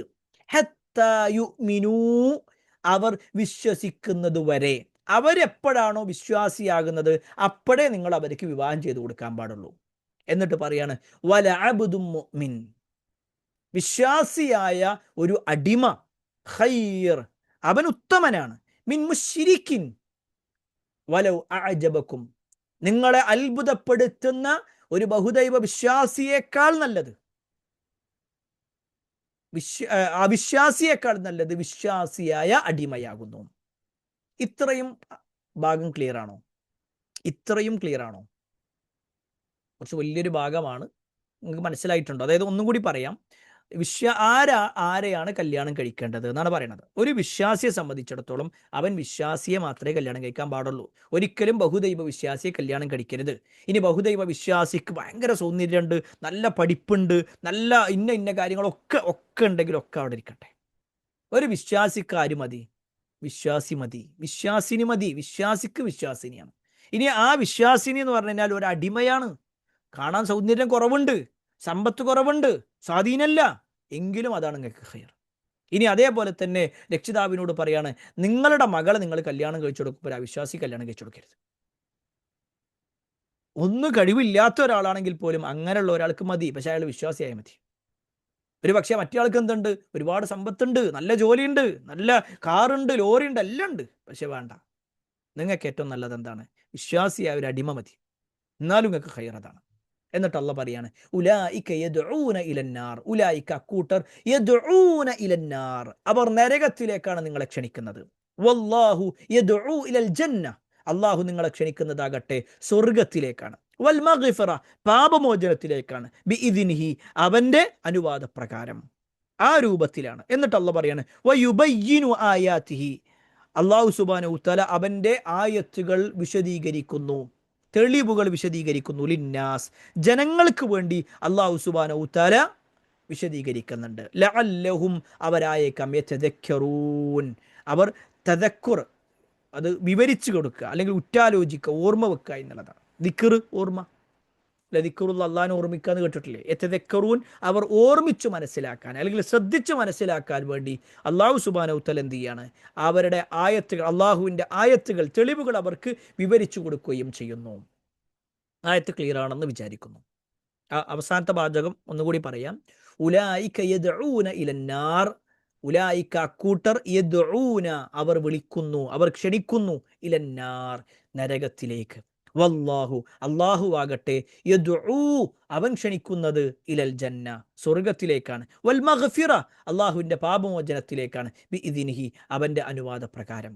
വയുബയ്യിനു ആയാതിഹി, അവൻ തൻ്റെ തെളിവുകൾ വിശദീകരിച്ചു തരുന്നുണ്ട്. ലിന്നാസ്, ജനങ്ങൾക്ക് വേണ്ടി. ലഅല്ലഹും യതദക്കറൂൻ, അവർ എങ്ങാനും ഉറ്റാലോചിച്ചുകൊണ്ട്, ശ്രദ്ധിച്ചുകൊണ്ട്, ഉറ്റാലോചിച്ചുകൊണ്ട് അവർ മനസ്സിലായേക്കാം. ഇതാണ് വലിയ ഒരായത്ത്, വലിയ ആയത്താണ്. പക്ഷേ അതെന്താണ്? നമുക്ക് എളുപ്പത്തിൽ മനസ്സിലാക്കാൻ പറ്റുന്നതാണ്. ഇനി ഇതിൻ്റെ ഓരോ ഭാഗങ്ങളും നമുക്കൊന്ന് വിശദീകരിക്കണം.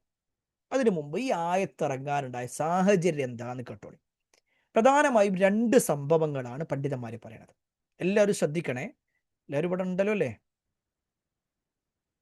ഓക്കെ അല്ലേ? Okay, ready. ഒന്നാമത്തത് മർസദ് ബിൻ അബി മർസദ്, ഒരു സഹാബിന്റെ പേരാണ് മർസദ് ബിൻ അബി മർസദ്. ആ ഒരു പേര് നമ്മൾ കഴിഞ്ഞ റമദാനിൽ ബദർ യുദ്ധത്തെക്കുറിച്ച് വിശദീകരിച്ചപ്പോൾ പറഞ്ഞിട്ടുണ്ടായിരുന്നു. ബദർ യുദ്ധത്തിലേക്ക് പോകുമ്പോൾ നബി സല്ലല്ലാഹു അലൈഹി വസല്ലമയുടെ ഒട്ടകത്തിൽ, നബി സഞ്ചരിക്കുന്ന ഒട്ടകത്തിൽ ഒന്ന് നബിയും മറ്റൊന്ന് അലിയും മറ്റൊന്ന് മർസദ് റളിയല്ലാഹു അൻഹു ആയിരുന്നു. അതാണ് ഈ മർസദ്. അദ്ദേഹത്തിനെ നബി സല്ലല്ലാഹു അലൈഹി വസല്ലം എന്ത് ചെയ്തു? ഒരു ഉത്തരവാദിത്തം ഏൽപ്പിക്കണം. എന്താണെന്ന് വെച്ച് കഴിഞ്ഞാൽ സഹാബിമാരൊക്കെ ഇസ്ലാം സ്വീകരിച്ച് അവരെന്ത് ചെയ്തു? മക്കയിൽ നിന്ന് മദീനയിലേക്ക് പോന്നു. എന്നാൽ അവിടെ മദീനയിൽ പിന്നെയും കുറച്ച് സ്വഹാബികൾ എന്ത് ചെയ്തിട്ടുണ്ടായിരുന്നു? കുടുങ്ങിക്കിടക്കുന്നുണ്ടായിരുന്നു പല ഭാഗങ്ങളിലായിട്ട്. അപ്പോൾ അവരെന്ത് ചെയ്യണം എന്ന് വെച്ച് കഴിഞ്ഞാൽ മെല്ലെ രഹസ്യമായിട്ട് എന്ത് ചെയ്യണം? അവരെ മദീനത്തേക്ക് എത്തിക്കണം. അങ്ങനെ മർസദ് റളിയല്ലാഹു അൻഹു മദീനയിൽ നിന്ന് മക്കത്തേക്ക് തന്നെ തിരിച്ചു പോകണം. അങ്ങനെ അദ്ദേഹം മക്കയിൽ തിരിച്ചെത്തി. അവിടെ രഹസ്യമായിട്ട് പല മുസ്ലിമീങ്ങളെയും കണ്ടിട്ട് എന്ത് ചെയ്യാണ്? അവരെ മെല്ലെ മദീനത്തേക്ക് കൊണ്ടുവരികയാണ്.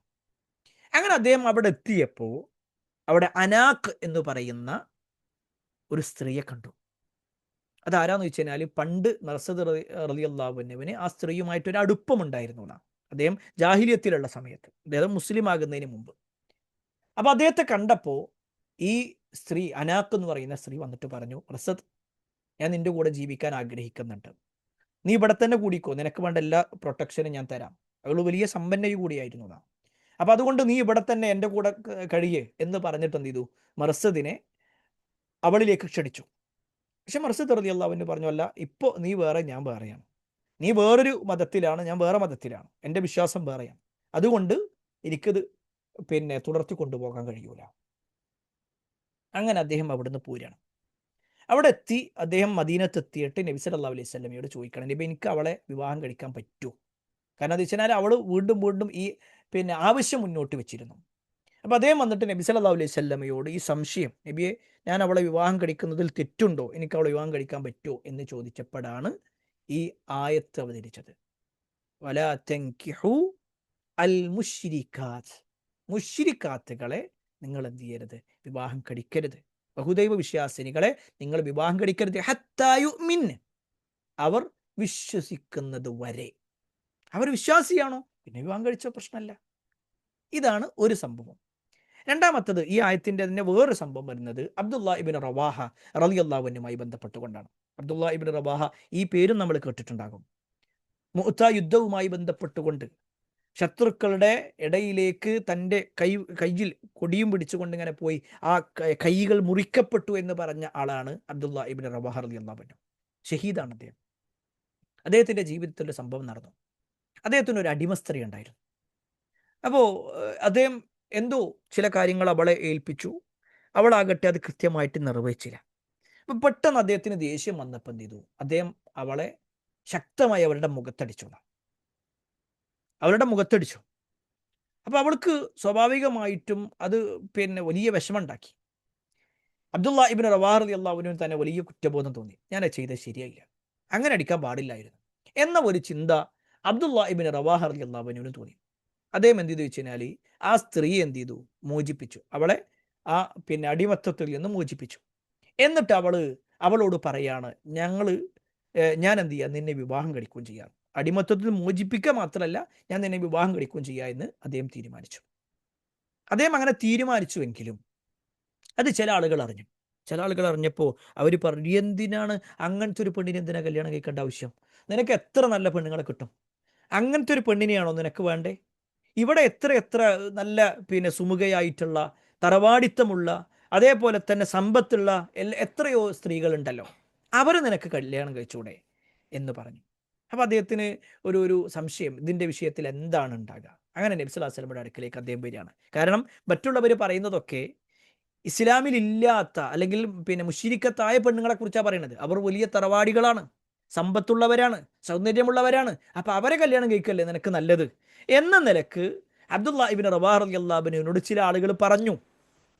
അപ്പോൾ അബ്ദുല്ലാഹ് ഇബ്നു റവാഹ വന്നിട്ട് നബി സ്വല്ലല്ലാഹു അലൈഹി വസല്ലമയോട് ചോദിക്കുകയാണ്. അപ്പോഴാണ് ഈ ആയത്ത് അവതരിച്ചത് എന്ന നിലക്കും നമുക്ക് മറ്റൊരു സംഭവവും കൂടി കാണാൻ കഴിയും. ഏതായിരുന്നാലും ഏത് സംഭവം എടുത്താലും രണ്ടും എന്താണ്, ഈ ആയത്തിലേക്ക് യോജിക്കുന്നതാണ്. കാരണം ഒരു വിശ്വാസിയെ സംബന്ധിച്ചിടത്തോളം ആരെ വിവാഹം കഴിക്കണം, ആരെ വിവാഹം കഴിക്കാൻ പറ്റൂല, അവർക്ക് എന്തെല്ലാം സൗകര്യങ്ങൾ ഉണ്ടെങ്കിലും ശരി, അതിനേക്കാൾ ഉത്തമം ഏതാണ്, ഈ രൂപത്തിലാണ് അല്ലാഹു സുബ്ഹാനഹു വതആല ഈ ആയത്തിനെ നമുക്ക് പഠിപ്പിച്ചു തരുന്നത്. അതിലൊന്നാമത്തെ ഭാഗം ആയത്തിനെ നമ്മൾ വിശദീകരിക്കുകയാണ്. എല്ലാവരും ശ്രദ്ധിക്കുക. വലാ തൻകിഹു, നിങ്ങൾ വിവാഹം കഴിക്കരുത്, അൽ മുശ്രിക്കാത്ത്, മുശ്രിക്കത്തായ പെണ്ണുങ്ങളെ നിങ്ങൾ വിവാഹം കഴിക്കരുത്, അഥവാ ബഹുദൈവ വിശ്വാസിനികളെ നിങ്ങൾ വിവാഹം കഴിക്കരുത്. ഹത്താ യുഅ്മിന്ന, അവർ വിശ്വസിക്കുന്നത് വരെ. ഇവിടെ നമ്മൾ മനസ്സിലാക്കുക, നിക്കാഹ് എന്ന് പറഞ്ഞാൽ അതിൻ്റെ അർത്ഥം, നിക്കാഹ് എന്ന് പറഞ്ഞാൽ ചേർക്കുക, ഒരുമിച്ച് കൂട്ടുക, കൂടിക്കലരുക എന്നൊക്കെയാണ്. രണ്ട് കാര്യങ്ങൾ ഇങ്ങനെ ചേർത്ത് വെക്കുക, അതിനെന്ത് പറയും, നിക്കാഹ് എന്ന് പറയും. ഇവിടെ മതപരമായിട്ട് എന്താണ് മതപരമായിട്ട് നിക്കാഹ് എന്ന് വെച്ച് കഴിഞ്ഞാൽ, മതപരമായ രീതിയിൽ ഭാര്യ ഭർത്താക്കന്മാർ അന്യോന്യം സുഖമെടുക്കുന്നതിനെ അനുവദിക്കൽ ഉൾക്കൊള്ളുന്ന ഉടമ്പടിയാകുന്നു സാങ്കേതികമായി നിക്കാഹ്. അതായത് ഒരു ഉടമ്പടിയാണ് ശരിക്കും. കെട്ട് എന്നാണല്ലേ നമ്മൾ പറയാ, അല്ലേ? ഹല്ല് അഖദ് നിക്കാഹ് എന്ന് പറയും ശരിക്ക് ത്വലാഖിനെ കുറിച്ച്. അതായത് കല്യാണത്തിൻ്റെ ആ കെട്ടഴിക്കുക എന്ന് പറയും. അപ്പോൾ കല്യാണം എന്ന് പറഞ്ഞ ഒരു കെട്ടാണ്, കെട്ട് കഴിഞ്ഞു എന്ന് ചോദിക്കും നമ്മൾ. അത് വേറെ പിടിച്ച് കെട്ടൊന്നുമല്ല, മറിച്ച് എന്താ വെച്ചാൽ അതൊരു ഒരു ഉടമ്പടിയാണ്, ഒരു കരാറാണ്. ആ കരാർ എന്ന നിലക്കാണ് ഇവിടെ പറയുന്നത്. ഇവിടെ ഒരു ചെറിയ ഒരു സംശയമുണ്ട്. ഇസ്ലാമിൽ നിക്കാഹ് അതിൻ്റെ ഹുക്കും എന്താണ്? വാജിബാണോ, സുന്നത്താണോ, കറാഹത്താണോ? ഒന്ന് വേഗം ഒന്ന് ടൈപ്പ് ചെയ്തേ, നിങ്ങൾക്ക് അറിയോല്ലേ നോക്കട്ടെ, നിങ്ങൾ അതിലൊന്ന് ഉൾപ്പെടുത്തട്ടെ. വാജിബാണോ, സുന്നത്താണോ, കറാഹത്താണോ?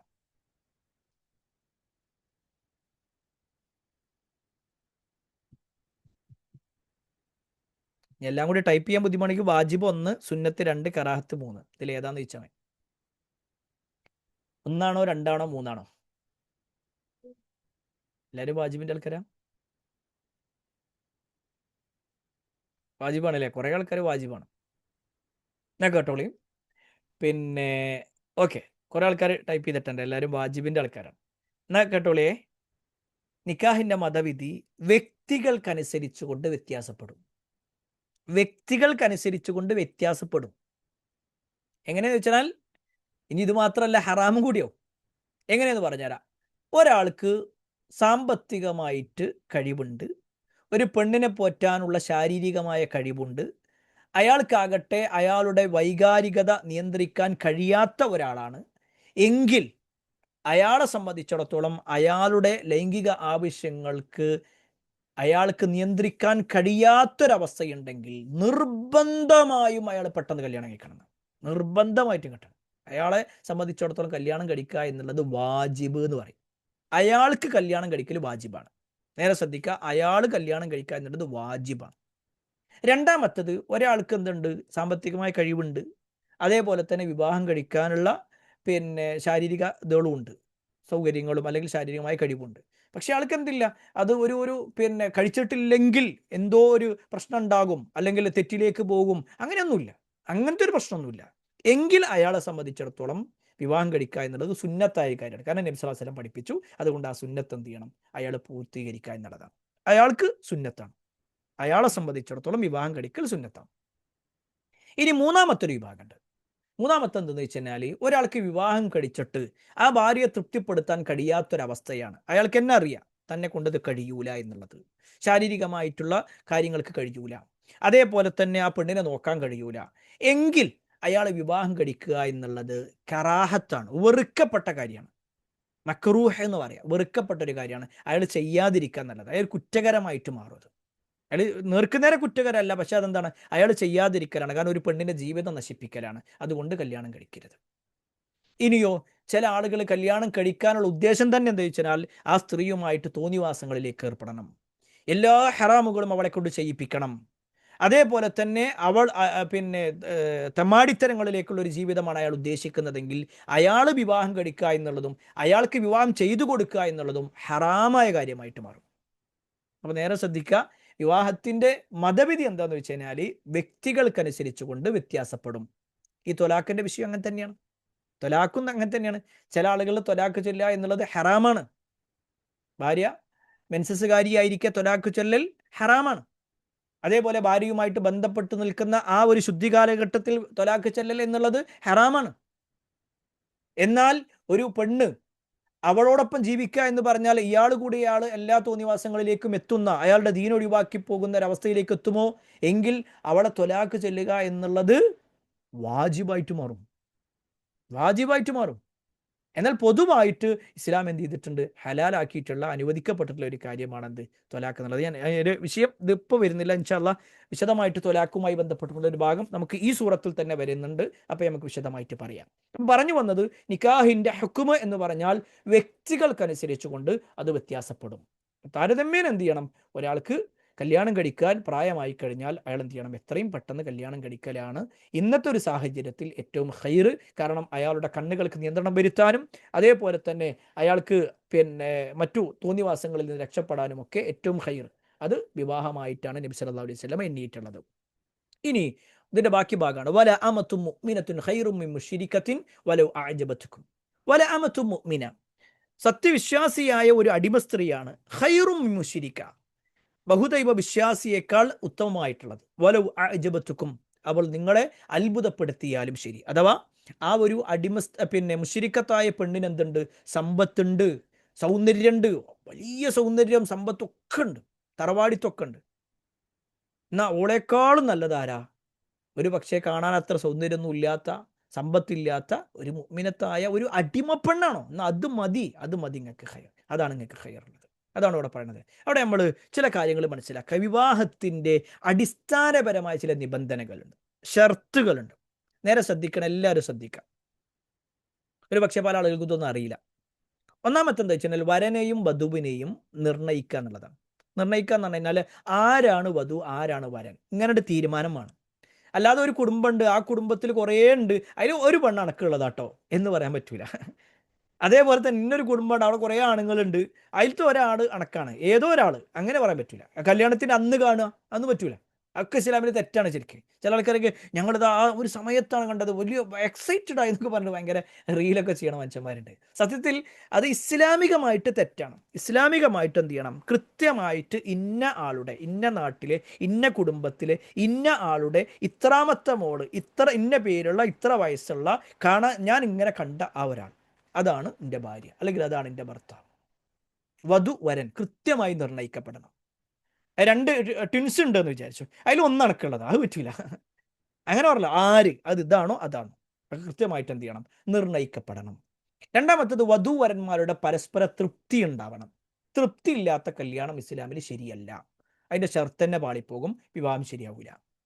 തൃപ്തിയോടുകൂടിയാണ് വിവാഹം കഴിക്കേണ്ടത്.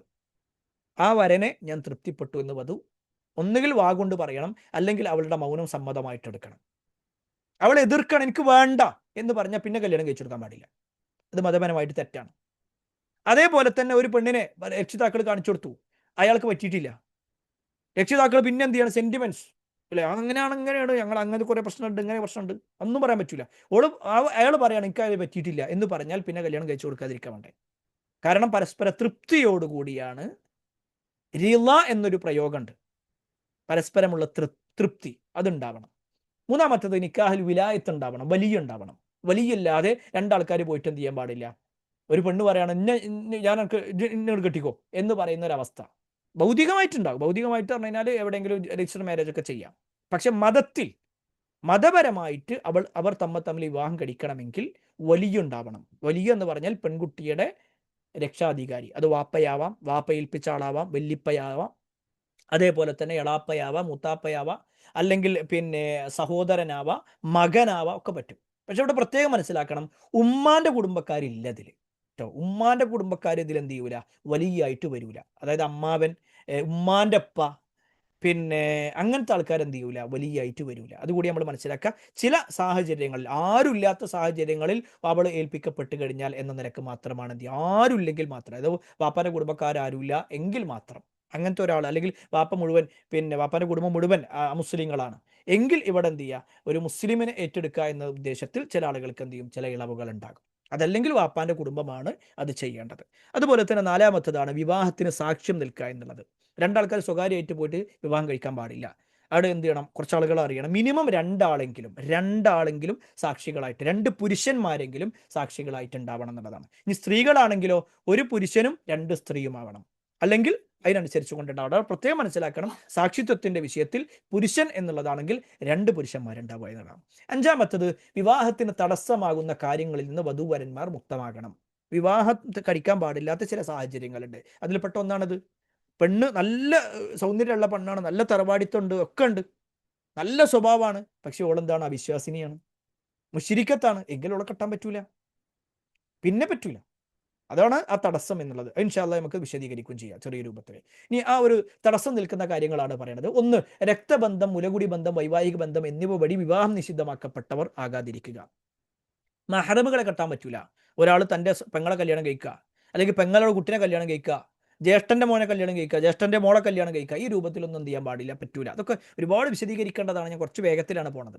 അങ്ങനെയുള്ള രക്തബന്ധത്തിലോ മുലകുടി ബന്ധത്തിലോ വൈവാഹിക ബന്ധത്തിലോ ഒക്കെ ഉള്ള ആളുകൾ എന്ത് ചെയ്യാൻ പാടില്ല? വൈവാഹിക ബന്ധം എന്ന് പറഞ്ഞു കഴിഞ്ഞാൽ, ഇപ്പോൾ ഒരാൾ കല്യാണം കഴിച്ചു, അയാളുടെ ഭാര്യ ജീവിച്ചിരിക്കെ അല്ലെങ്കിൽ ഭാര്യയായിട്ടിരിക്കുന്ന സമയത്ത് തന്നെ ഭാര്യയുടെ ജ്യേഷ്ഠത്തിനെയോ അനിയത്തിയോ കല്യാണം കഴിക്കാൻ പറ്റൂല. ആ ഭാര്യന്റെ എളാമയോ മുത്തമ്മയോ കല്യാണം കഴിക്കാൻ പറ്റൂല. ആ ഭാര്യന്റെ അമ്മായിനെ കല്യാണം കഴിക്കാൻ പറ്റൂല. എന്നാൽ ഭാര്യ മരണപ്പെട്ടു, അല്ലെങ്കിൽ ഭാര്യ ത്വലാഖ് ചൊല്ലപ്പെട്ടു എങ്കിൽ ഭാര്യ മരിച്ചു, അവരുടെ അനിയത്തിയുണ്ട്, രക്ഷിതാക്കൾ പറഞ്ഞു ജോളെ കെട്ടു വെച്ചു, ആയിക്കോട്ടെ എന്നാണ്ട് കെട്ടാ, കുഴപ്പമില്ല, അപ്പോൾ പ്രശ്നമില്ല. തൊലാക്ക് എല്ലിട്ടോളം കിട്ടുക എന്ന് പറയുമ്പോൾ ഒരു സമയം കൂടി വേണം, അത് വേറെ വിഷയമാണ്, അതിലേക്ക് പോണില്ല. ഏതായിരുന്നാലും അപ്പം അങ്ങനെ ആ സ്ത്രീ ഉള്ള സമയത്ത് ഒരു ഭാര്യയായിട്ടൊരു സ്ത്രീ ഇരിക്കെ ആ സ്ത്രീയുടെ സഹോദരിയോ അല്ലെങ്കിൽ പിന്നെ അവളുടെ പിന്നെ എളാമ, മൂത്തമ്മ, അമ്മായി, ഈ രൂപത്തിലുള്ള ആളുകളൊന്നും എന്ത് ചെയ്യാൻ പാടില്ല, കല്യാണം കഴിക്കാൻ പാടില്ല. രണ്ടാമത്തതാണ് ബഹുദൈവ വിശ്വാസികളെ അല്ലാതിരിക്കുക. ബഹുദൈവ വിശ്വാസിയെ എന്ത് ചെയ്യാൻ പാടില്ല, കല്യാണം കഴിക്കാൻ പറ്റൂല. മൂന്നാമത്തത് സ്ത്രീ മറ്റൊരു വിവാഹബന്ധത്തിൽ ഉള്ളവളോ അല്ലെങ്കിൽ വിവാഹമോചനം, ഭർത്താവിൻ്റെ മരണം എന്നിവയ്ക്ക് ശേഷമുള്ള കാത്തിരിപ്പ് കാലത്ത് ഉള്ളവളോ ആകാതിരിക്കാം. ഒരാൾ കല്യാണം കഴിച്ചിട്ടുണ്ട്, അയാൾ തൊലാക്കല്ലിട്ടൊന്നുമില്ല, എന്നിട്ട് ഇപ്പം പോയിട്ട് എന്ത് ചെയ്യുക, ഞാൻ എന്നെ കല്യാണം കഴിച്ചിരിക്കണം, അല്ലെങ്കിൽ അവൾ പറയാണ് ജിന്നെ കിട്ടുമെന്ന് ചോദിച്ചു, അപ്പോൾ ഇവിടെ തൊലാക്കൊന്നും നടന്നിട്ടില്ല, വേഗം എന്ത് ചെയ്യുക, ഇവർ രണ്ടാളും ഒളിച്ചോടി പോയിട്ട് കല്യാണം കഴിക്കുക എന്നുള്ളത് മതപരമായിട്ട് പറ്റൂല, അത് വിവാഹമല്ല, അത് വ്യഭിചാരം മാത്രമേ ആവുള്ളൂ. അതേപോലെ തന്നെ ഒരു ഭർത്താവ് മരണപ്പെട്ടു, അല്ലെങ്കിൽ ഭർത്താവ് തൊലാക്ക് ചൊല്ലിയിട്ടുണ്ട്, അവൾ ഇദ്ദയിലാണ് ഇരിക്കുന്നത്, ഇദ്ദ ആചരിക്കുന്ന സമയത്ത് ആ ഒരു സമയത്തിൻ്റെ ഉള്ളിൽ അവൾ വിവാഹം കഴിച്ചു കഴിഞ്ഞാൽ ആ വിവാഹവും ശരിയാവൂല എന്നുകൂടി നമ്മൾ എന്ത് ചെയ്യുക, സാന്ദർഭികമായിട്ട് മനസ്സിലാക്കാം. ഓക്കെ, ഇതൊക്കെ ഒരുപാട് വിശദീകരിക്കേണ്ടതാണ്. നമ്മൾ പിന്നെ വിശദീകരണം ആവശ്യമെങ്കിൽ ഇത് ഡീറ്റെയിൽ ആയിട്ട് നിങ്ങൾക്ക് അറിയണമെന്നുണ്ടെങ്കിൽ ഒന്ന് പറഞ്ഞാൽ മതി, ഇൻഷാ അല്ലാഹ് നമുക്ക് എന്ത് ചെയ്യാം, ഒരു ദിവസം അതിന് വേണ്ടിയിട്ടുള്ള ഒരു ക്ലാസ് എടുത്തുതരാം. ഇനി ബാക്കിയാണ് വലാ തുൻകിഹു, നിങ്ങൾ വിവാഹം ചെയ്ത് കൊടുക്കരുത്, അൽ മുശ്രിക്കീന, മുശ്രിക്കുകൾക്ക്, ബഹുദൈവ വിശ്വാസിക്ക് വിവാഹം ചെയ്ത് കൊടുക്കരുത്, ഹത്താ യുഅ്മിനു, അവൻ വിശ്വാസിയാകുന്നത് വരെ. വലാ അബ്ദുൻ മുഅ്മിനുൻ, മുഅ്മിനായിട്ടുള്ള ഒരു അടിമയാണ് ഖൈറും മിൻ മുശ്രിക്കിൻ, ബഹുദൈവ വിശ്വാസിയേക്കാൾ ഖൈറായിട്ടുള്ളത്. വലൗ അഅജബക്കും, അവർ നിങ്ങളെ അത്ഭുതപ്പെടുത്തിയാലും, അവൻ വലിയ സമ്പത്തും ജോലിയൊക്കെ ഉള്ള ആളാണെങ്കിലും ശരി, അതിനേക്കാൾ ഉത്തമം നിങ്ങൾക്ക് മുഅ്മിനായിട്ടുള്ള ഒരു അടിമയാണ്. അവിടെയാണ് നമ്മൾ ഒരു ചരിത്രം മനസ്സിലാക്കേണ്ടത്. ഉമ്മു സുലൈം റളിയല്ലാഹു അൻഹ, അവർ ഇസ്ലാം സ്വീകരിച്ചു. എന്നാൽ അവരെ വിവാഹം അന്വേഷിച്ച ആളായിരുന്നു അബൂ ത്വൽഹ. അബൂ ത്വൽഹ എന്ന് പറഞ്ഞു കഴിഞ്ഞാൽ വലിയ സമ്പന്നനാണ്, നല്ല സൗന്ദര്യമുണ്ട്, തറവാടിത്തമുണ്ട്, എല്ലാം ഉണ്ട്. അപ്പോൾ അബൂ ത്വൽഹ എന്ത് ചെയ്തു, വീണ്ടും ഉമ്മു സലീമിനോട് എന്ത് ചെയ്യാണ്, ഞാൻ എന്നാലും നിന്നെ വിവാഹം കഴിക്കാൻ റെഡിയാണെന്ന് പറഞ്ഞു. ഉമ്മു സലീം ഇസ്ലാം സ്വീകരിച്ചിട്ടുണ്ട്. അപ്പോൾ ഉമ്മു സലീം പറയാണ്, അബൂ ത്വൽഹ, താങ്കളെപ്പോൾ ഒരാളുടെ വിവാഹാന്വേഷണം എന്ന് പറഞ്ഞാൽ ആരും നിരസിക്കൂല. അതായത് അത്രയും നിങ്ങൾ എന്താണ്, സൗന്ദര്യമുള്ള, സമ്പത്തുള്ള, തറവാടിത്തമുള്ള ആളാണ്. എന്നാൽ താങ്കൾ ഒരു ബഹുദൈവ വിശ്വാസിയാണ്, ഞാനൊരു മുസ്ലിം, അതിനാൽ താങ്കളെ വിവാഹം കഴിക്കാൻ എനിക്ക് അനുവാദമില്ല. താങ്കൾ ഇസ്ലാം സ്വീകരിക്കുകയാണെങ്കിൽ അത് തന്നെയാണ് എൻ്റെ മഹർ, എൻ്റെ വിവാഹമൂല്യം അതാണ്, എനിക്ക് വേറെ സമ്പത്തൊന്നും ആവശ്യമില്ല. ഈ ഒരു വാക്ക് ഉമ്മു സലീം പറഞ്ഞു. നമ്മളൊന്ന് ആലോചിച്ച് നോക്കണം കേട്ടോ, അതൊരു ഈമാൻ്റെ ഒരു ആഴെത്ര ഉണ്ട് എന്നുള്ളത്. ഉമ്മു സലീം ഈ വാചകം പറഞ്ഞു, അബൂ ത്വൽഹ അപ്പം ഒന്നും മറുപടി അറിഞ്ഞില്ല എന്നാ. അബൂ ത്വൽഹ ഇങ്ങനെ ആലോചിച്ചു, ഇത് വേണോ വേണ്ടേ. എന്നിട്ട് അബൂ ത്വൽഹ ആലോചിക്കുക, ഇത്രത്തോളം, അതായത് അബൂ ത്വൽഹയെ പോലുള്ള ഒരാൾ വിവാഹാന്വേഷണം നടത്തിയിട്ട് പോലും എനിക്ക് ദീനാണ് വലുത് എന്ന് പറഞ്ഞിട്ടുണ്ടെങ്കിൽ ആ ദീൻ എത്രത്തോളം മഹത്തരായിരിക്കും. അബൂ ത്വൽഹ ദീന് പഠിച്ചു, ഇസ്ലാം സ്വീകരിച്ചു, പിന്നെയാണ് എന്ത് ചെയ്തത്, ഉമ്മു സലീമിനെ കല്യാണം കഴിച്ചത്.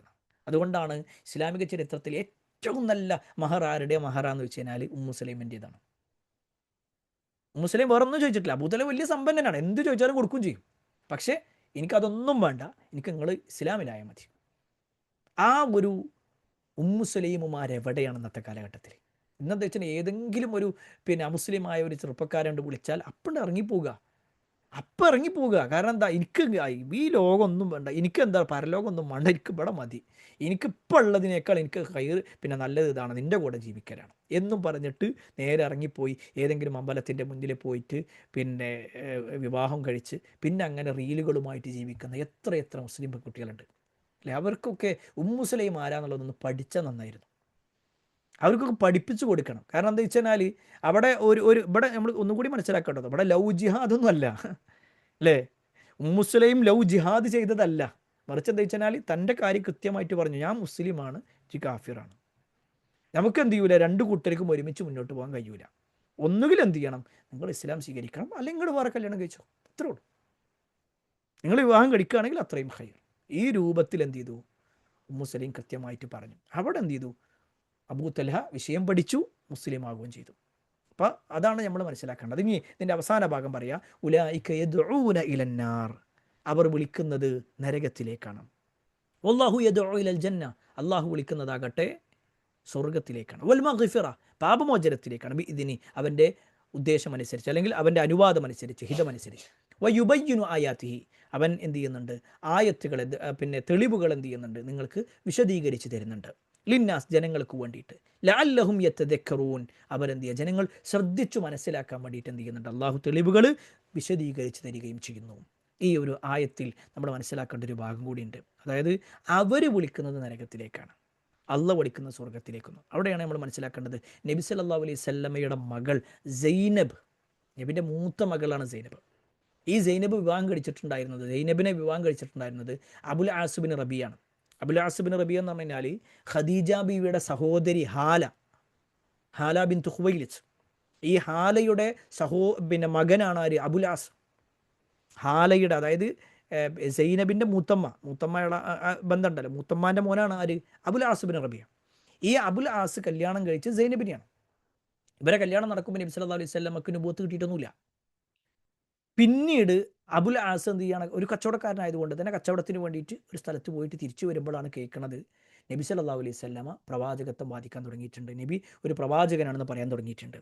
അപ്പം അങ്ങനെ അവിടെ പിന്നെ മക്കത്ത് എത്തിയപ്പോൾ തന്നെ ഈ വിഷയങ്ങൾ ഇങ്ങനെ കേട്ടു. നേരെ വീട്ടിലേക്ക് വരികയാണ്. എന്നിട്ട് ചോദിച്ചു, അല്ല ഇങ്ങനെ വാപ്പ അങ്ങനെയൊക്കെ പറയണ്ടല്ലോ എന്ന് ചോദിച്ചു. അപ്പോൾ സൈനബ് ഉടനെ പറഞ്ഞത് വെച്ചാൽ, ആ ഉപ്പ പറഞ്ഞു ഞങ്ങളൊക്കെ വിശ്വസിച്ചിട്ടുണ്ട് എന്ന് പറഞ്ഞു. ഞങ്ങളൊക്കെ വിശ്വസിച്ചിട്ടുണ്ട് പറഞ്ഞു. അപ്പോൾ ആ സമയത്ത് അബുലാസ് പറയാണ്, അബുലാസിനോട് പറഞ്ഞു, സൈനബ് പറഞ്ഞു ഞങ്ങളൊക്കെ വിശ്വസിച്ചിട്ടുണ്ട്, നിങ്ങളും വിശ്വസിക്കണം എന്ന് പറഞ്ഞു.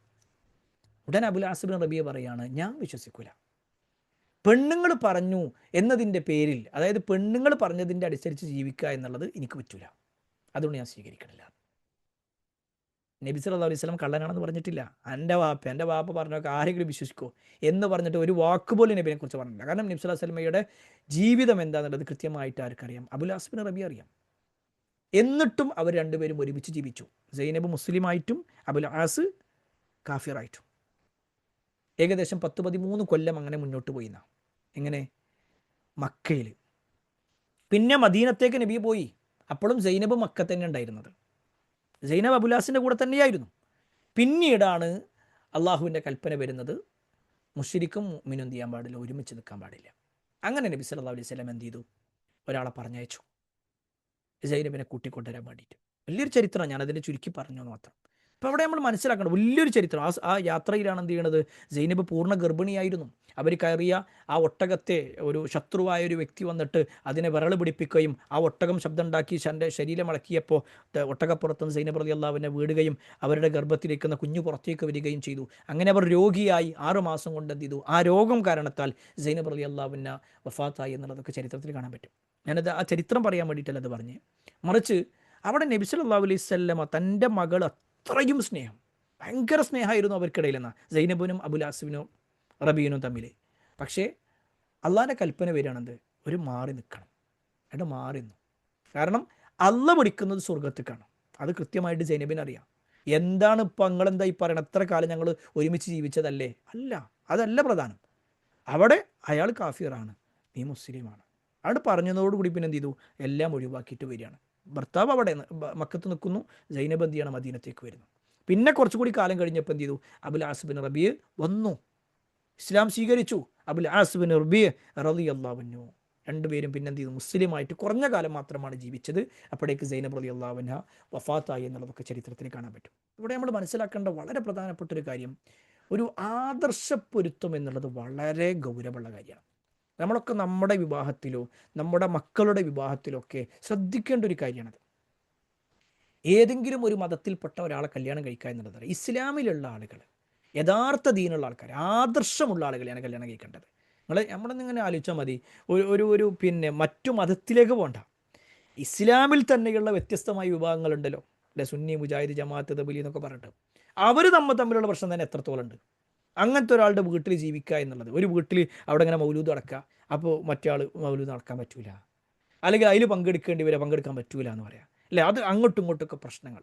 അങ്ങനെയുള്ള ജീവിക്കുന്ന ഒരാളുകൾക്കിടയിലാണ് ഒരു മറ്റു മതത്തിൽപ്പെട്ട ഒരാൾ വരുന്നതെങ്കിലും അവിടെയൊക്കെ വലിയ പ്രയാസമാണ്. അപ്പോൾ അവിടെ ശരിക്കും എന്താ വെച്ചാൽ, ഒരു വിവാഹം നോക്കുമ്പോൾ ആദർശത്തിന് വലിയ പ്രാധാന്യമുണ്ട്. ഈമാൻ എന്നുള്ളത് പിന്നെ ഒരു ദീനുമായി ബന്ധപ്പെട്ടുകൊണ്ടാണല്ലോ. അപ്പോൾ ആ ദീനുണ്ടോ എന്ന് തന്നെ നമ്മൾ നോക്കണം. അല്ലെങ്കിൽ എന്ത് ചെയ്യുമെന്ന് വെച്ച് കഴിഞ്ഞാൽ എല്ലാത്തിനും കുറ്റങ്ങളും കുറവുകളാണ് ഉണ്ടാകുക. ജീവിതം മുന്നോട്ട് പോകൽ വലിയ പ്രയാസമായിരിക്കും. ഞാൻ ആരെയും കുറ്റപ്പെടുത്താൻ വേണ്ടി പറയല്ല, ആരും കുറ്റപ്പെടുത്താനല്ല കേട്ടോ പറഞ്ഞത്. ഒരു പക്ഷേ നമ്മുടെ ജീവിതത്തിൽ തന്നെ നിങ്ങളിങ്ങനെ ദീനിയായിട്ട് ജീവിക്കുമ്പോൾ പോലും വളരെ എതിർപ്പുകളുള്ള ഭർത്താക്കന്മാരുണ്ടാവും. വളരെ എതിർപ്പ് പറഞ്ഞു കഴിഞ്ഞാൽ ഒരു പക്ഷേ ഭർത്താവിൻ്റെ മുന്നിൽ ഈ ക്ലാസ് പോലും കേൾക്കാൻ പറ്റാത്ത ആളുകളുണ്ട്. അങ്ങനെ പ്രയാസപ്പെടുന്നവരുണ്ടാവും. തിരിച്ചും ഉണ്ടാകും. ഭാര്യ വളരെ മോശമായിട്ടുള്ള, എനിക്കറിയാം അങ്ങനത്തെ ആൾക്കാരെ. ഭാര്യ പിന്നെ ഭർത്താവ് ഇങ്ങനെ ക്ലാസ്സിന് വരിക അല്ലെങ്കിൽ ദീനിയ എന്തെങ്കിലും കാര്യത്തിന് വരുമ്പോൾ ഉടനെ വാതിലടച്ച് കിടക്കും. വാതിൽ തുറന്നു തന്നെ കൊടുക്കൂല എന്നാ. ഇയാൾ പുറത്ത് കിടക്കുന്ന ടീമുണ്ട്. അങ്ങനത്തെ മനുഷ്യന്മാരുണ്ട്. തിരിച്ചും അങ്ങനെ രണ്ട് കൂട്ടലുണ്ട്. അവിടെയാണ് നമ്മൾ എന്ത് ചെയ്യണത്? ആദർശം മനസ്സിലാക്കുക എന്നുള്ളത്. അത് കൃത്യമായിട്ട് ദീനുള്ള ഒരാളെ തന്നെ എന്ത് ചെയ്യുക, തിരഞ്ഞെടുക്കുക. അത് ഉണ്ടോ അത് മതി. വീടില്ല ഒരു കുഴപ്പമില്ല, വീട് പടച്ചോൻ പിന്നെ തന്നോളും. വാടക വീട്ടിലാണ്, ആയിക്കോട്ടെ കുഴപ്പമില്ല, എന്നാലും കുഴപ്പമില്ല. പട്ടിണിയാണ്, എന്നാലും കുഴപ്പമില്ല. ദീന് ഉണ്ടോ അത് മതി. ദീനില്ല ബാക്കി എല്ലാം ഉണ്ട്, വേണ്ട. അതൊന്നും വേണ്ട. സമാധാനം കിട്ടൂല, സ്വസ്ഥത ഉണ്ടാവില്ല. എങ്കിൽ പ്രിയപ്പെട്ട സഹോദരങ്ങളെ, സഹോദരിമാരെ, നമ്മുടെ ജീവിതത്തിൽ, നമ്മുടെ മക്കളുടെ ജീവിതത്തിൽ നമ്മളൊക്കെ ശ്രദ്ധിക്കേണ്ട കാര്യമാണത്. അല്ലാതെ നല്ലൊരു ജോലിയുണ്ടോ അല്ലെങ്കിൽ സൗന്ദര്യമുണ്ടോ നല്ല തറവാടാണോ ഇതൊന്നും നോക്കണ്ട. അതൊക്കെ ഒരു സൈഡിലൂടെ നോക്കുക, അത്രേ ഉള്ളൂ. ഒരു സൈഡിൽ ഏറ്റവും മെയിൻ എന്താ? ദീനുണ്ടോ എന്നുള്ളത് തന്നെയാണ്. ആ ഒരു രൂപത്തിൽ എന്ത് ചെയ്യണം? നമ്മുടെ കാര്യത്തിൽ, അതേപോലെ തന്നെ വിവാഹവുമായി ബന്ധപ്പെട്ടുകൊണ്ടുള്ള, മക്കളുടെ വിവാഹവുമായി ബന്ധപ്പെട്ടുകൊണ്ടൊക്കെ എന്ത് ചെയ്യണം? ഒരു ശ്രദ്ധയും സൂക്ഷ്മതയും ഉണ്ടാവണമെന്ന് കൂടി ഓർമ്മപ്പെടുത്തുകയാണ്. വലിയ രണ്ടായത്തുകൾ അല്ലെങ്കിൽ വലിയ ആശയങ്ങളുള്ള ആയത്തുകളാണ്. ചെറിയ രൂപത്തിലൊന്ന് ഓർമ്മപ്പെടുത്തിയെന്ന് മാത്രം. കൂടുതൽ വിശദീകരണം ആവശ്യമെങ്കിൽ ഇൻഷാ അല്ലാഹ് പിന്നീട് എന്ത് ചെയ്യാം, നമുക്ക് വിശദീകരിക്കാം. അള്ളാഹു അനുഗ്രഹിക്കുമാറാവട്ടെ. എല്ലാ അർത്ഥത്തിലും നന്മകൾ ചെയ്ത് ജീവിക്കുന്ന ആളുകൾ അള്ളാഹു നമ്മെ ഇവരെയും ഉൾപ്പെടുത്തുമാറാവട്ടെ. വആഖിറു ദഅവാനാ അൽഹംദുലില്ലാഹി റബ്ബിൽ ആലമീൻ. അസ്സലാമു അലൈക്കും വറഹ്മത്തുള്ളാഹി വബറകാതുഹു. സുബ്ഹാനക അല്ലാഹുമ്മ വബിഹംദിക അശ്ഹദു അൻ ലാ ഇലാഹ ഇല്ല അൻത അസ്തഗ്ഫിറുക വഅതൂബു ഇലൈക്.